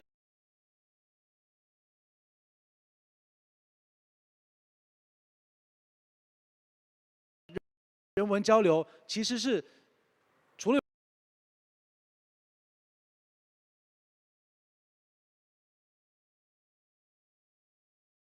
的文化、宗教信仰全部撞在一起的时候。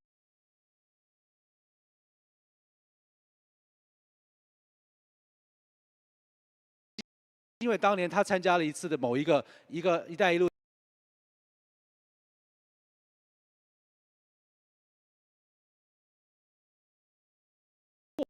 扩大，包括我们刚刚赵先提到了文化和教育怎么样的相配合，来，因为你有一个这样的一个愿望，一个小小愿望，但是个非常宏远的一个目标，这样的一个目标和这样的一个倡议，两项之间如何结合，来更好的为“一带一路”的下一个10年去做贡献？包括孟女士，你提到这个中联通铺了很多的海底的电缆、陆地的电缆，做了很多这样的让大家上网很方便，但这些做到了之后，接下来怎么去因为有了这些的方便而促进人文的交流？我想在这一方面，可不可以请大家阐述您的一些观点和想法？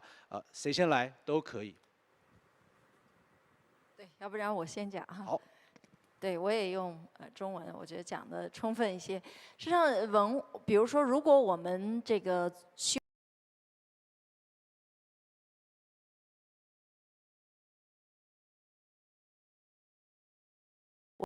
我觉得文化呢，就是这个跑在这个沟渠里的水啊，所以呢是这样的。你看，我忽然想起来一个例子啊，就是我记得啊，这个中国的这个一个戏曲家汤显祖和英国的莎士比亚，他们的生日是同一天啊，所以我们呢曾经搞过一个活动，就是通过这种这个网上的这个直播，我们在江西这个汤显祖的故乡和英国莎士比亚的故乡共同做了一场这个线上的交流活动，啊，我虽然这个在戏曲方面啊是一个门外这个汉，但是呢，我当时这个活动这个优美的昆曲和这个感人的这种莎士比亚戏剧，当时我觉得是充分互动了，所以就刚才教授讲的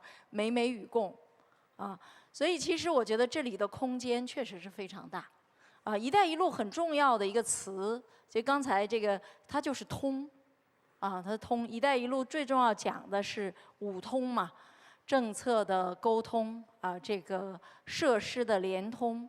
啊，贸易相通，这个资金的融通和民心的互通，所以我觉得这个通呢，其实是解决现在世界上很多矛盾和问题的方法。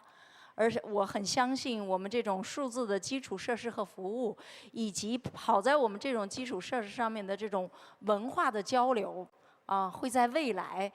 这个在“一带一路”为全球发展的贡献上，发挥重要的作用。特别我们香港的这个未来的定位里，我刚才提到了科技创新中心，还有一个就是中外文化交流中心。啊，刚才主持人说，有人说香港是文化沙漠，我个人是不赞同的。其实我自己在香港工作生活的这几年，我是觉得香港真是一个中西方文化交融的一块宝地。所以未来呢，我相信香港作为“一带一路”的这样一个信息沟通的这样一个枢纽，啊，也会成为中西方文化交流美美与。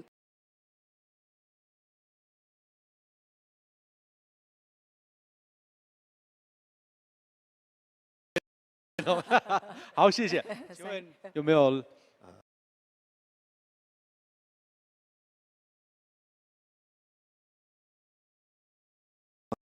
就是古代的人，不晓得是不是跟我们现在有一点不同，但是他对这个文化的包含的这个胸襟是比较广一点、宽广一点。尤其是你看这个唐代的时期，你就可以看见外面的商人他怎么样来中国都受欢迎的，我们去外面的也是一样的。所以这个文化的隔膜在古代有没有了，我是有一个好大的问号。我觉得古代它可以成功的地方在什么？就是它没有一个成见，他不觉得就是外面来的一定就是不好的人啊。我从中国去外面的也有我一定的身份跟这个位置，它的这个文化的记性是比较高的一个情况。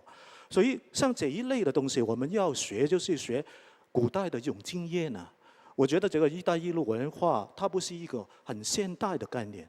我们的习主席他谈到2013年谈到这个“一带一路”的时候，其实他也是在总结我们以前祖先已经走过的路。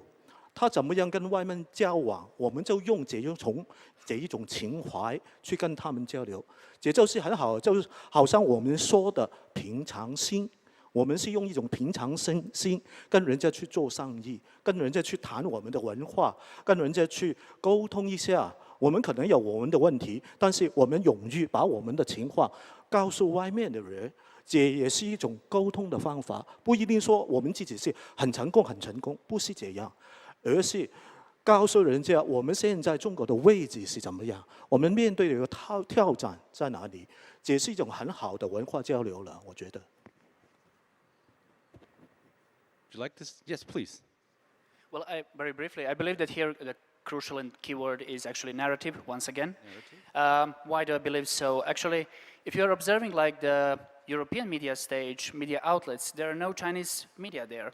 And of course, like Chinese medias are underrepresented there, I would say. We have like CGTN, like a global network, yes, but we don't have like Chinese network or Chinese outlet which is going to be specifically dedicated to explain, for instance, to Eastern European countries or for Central or Western European countries or Europeans in general, why is it important to embrace like the way China observes the external world. So what is the difference between like perceiving otherness, you know?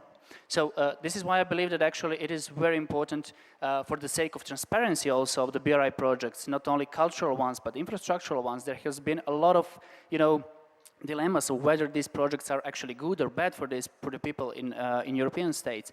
And I think that it will be very much beneficial if this, not only media, but also the cultural centers and Confucius institutes are also very good way, a means of modern Chinese government, of course, to promote Chinese cultural way and the way the Chinese decision-making process is being operated. For instance, when I was writing the book I was referring to, it never actually came to my mind, why would I observe like Chinese traditional philosophy? And why is it important to embrace in analysis of how Chinese contemporary government is formulated, its stance? So this actually enriched my, of course, experience, this is academical and professional experience. But in a similar way, I believe that actually the wider public can embrace China's, for instance, in our universities, we don't learn like Chinese philosophy in philosophy classes, we learn, Western-dominated and Greek-dominated philosophy. So this might be also a bit of a suggestion for improving over the next decade, probably. Yeah.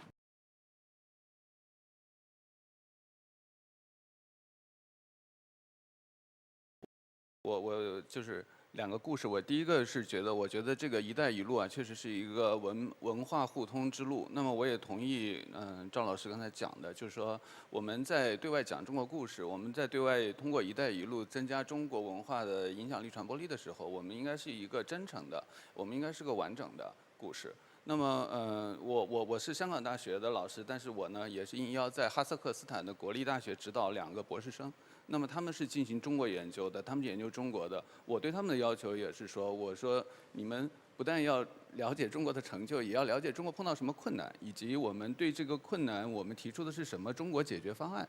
我觉得通过这样一个完整的 narrative 也好，还是一个 analysis 也好，他们最后得到的是对中国故事更加深刻、更加全面的一个了解，从而也对中国的对全球治理提供的这个智慧和解决方案有更高的认同感。所以我觉得这个对外啊讲一个完整的中国故事，讲一个全面的、真诚的中国故事特别重要。第二个故事就是我去沙特阿拉伯访问的时候，我当时沙特阿拉伯的这个朋友啊，也是他们是很多是就是从事这个国际贸易的，他们当时也是提出啊。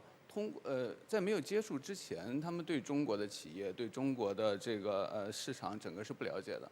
但是他们而且对中国经过西方二传手之后，对中国的信息是有很多不准确的了解的。实际上，那么他们最后呢是觉得通过这个“一带一路”，通过这个中国对外交往之后，接触到越来越多的中国的企业，包括华为这样的中国企业，他们在接触之后，他们会觉得会对中国的这个对中国的文化、对中国人的处世之道、对中国人这种和而不同，以及中国人爱交朋友的这种民族特性是有更。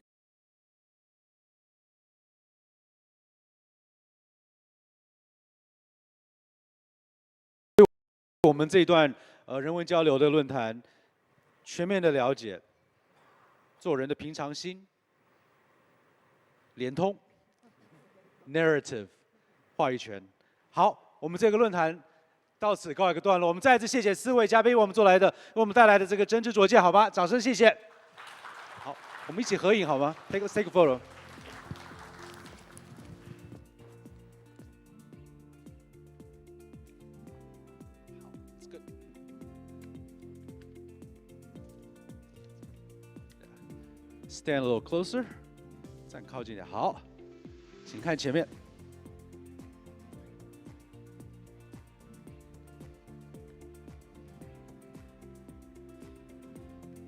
好，各位嘉宾，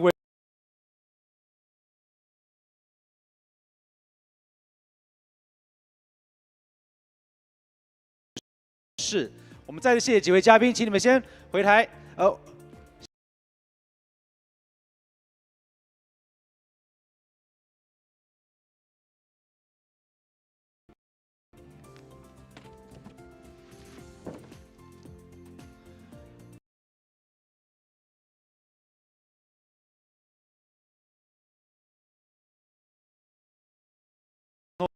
发展繁荣注入强大的力量 ，Thank you。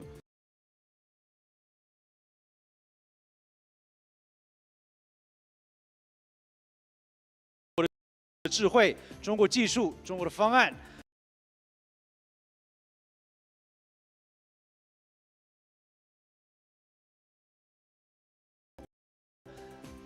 发挥自身的独有优势，在积极参与“一带一路”的过程当中，拓展更大的发展空间。Over the past decade, the RBI has evolved from a mere concept to a tangible action, transforming vision into reality and injecting strong power and inexhaustible momentum into the global development and prosperity. China has taken concrete actions to share its experience, technology, and solutions with all partners. Collective progress benefits all countries and people involved in this initiative. The RBI has now emerged as an essential platform for global cooperation. Hong Kong has also capitalized on the opportunities brought by the RBI, leveraging its unique advantages to broaden its developmental prospects and seize more opportunities through active participation in the development of the Belt and Road. 好，女士们、先生们，我们今天的论坛就到此告一个段落。再次谢谢大家的参与，我们下次再会，拜拜。Thank you so much for being here today. Our conference has now concluded. We'll see you next time. Thank you.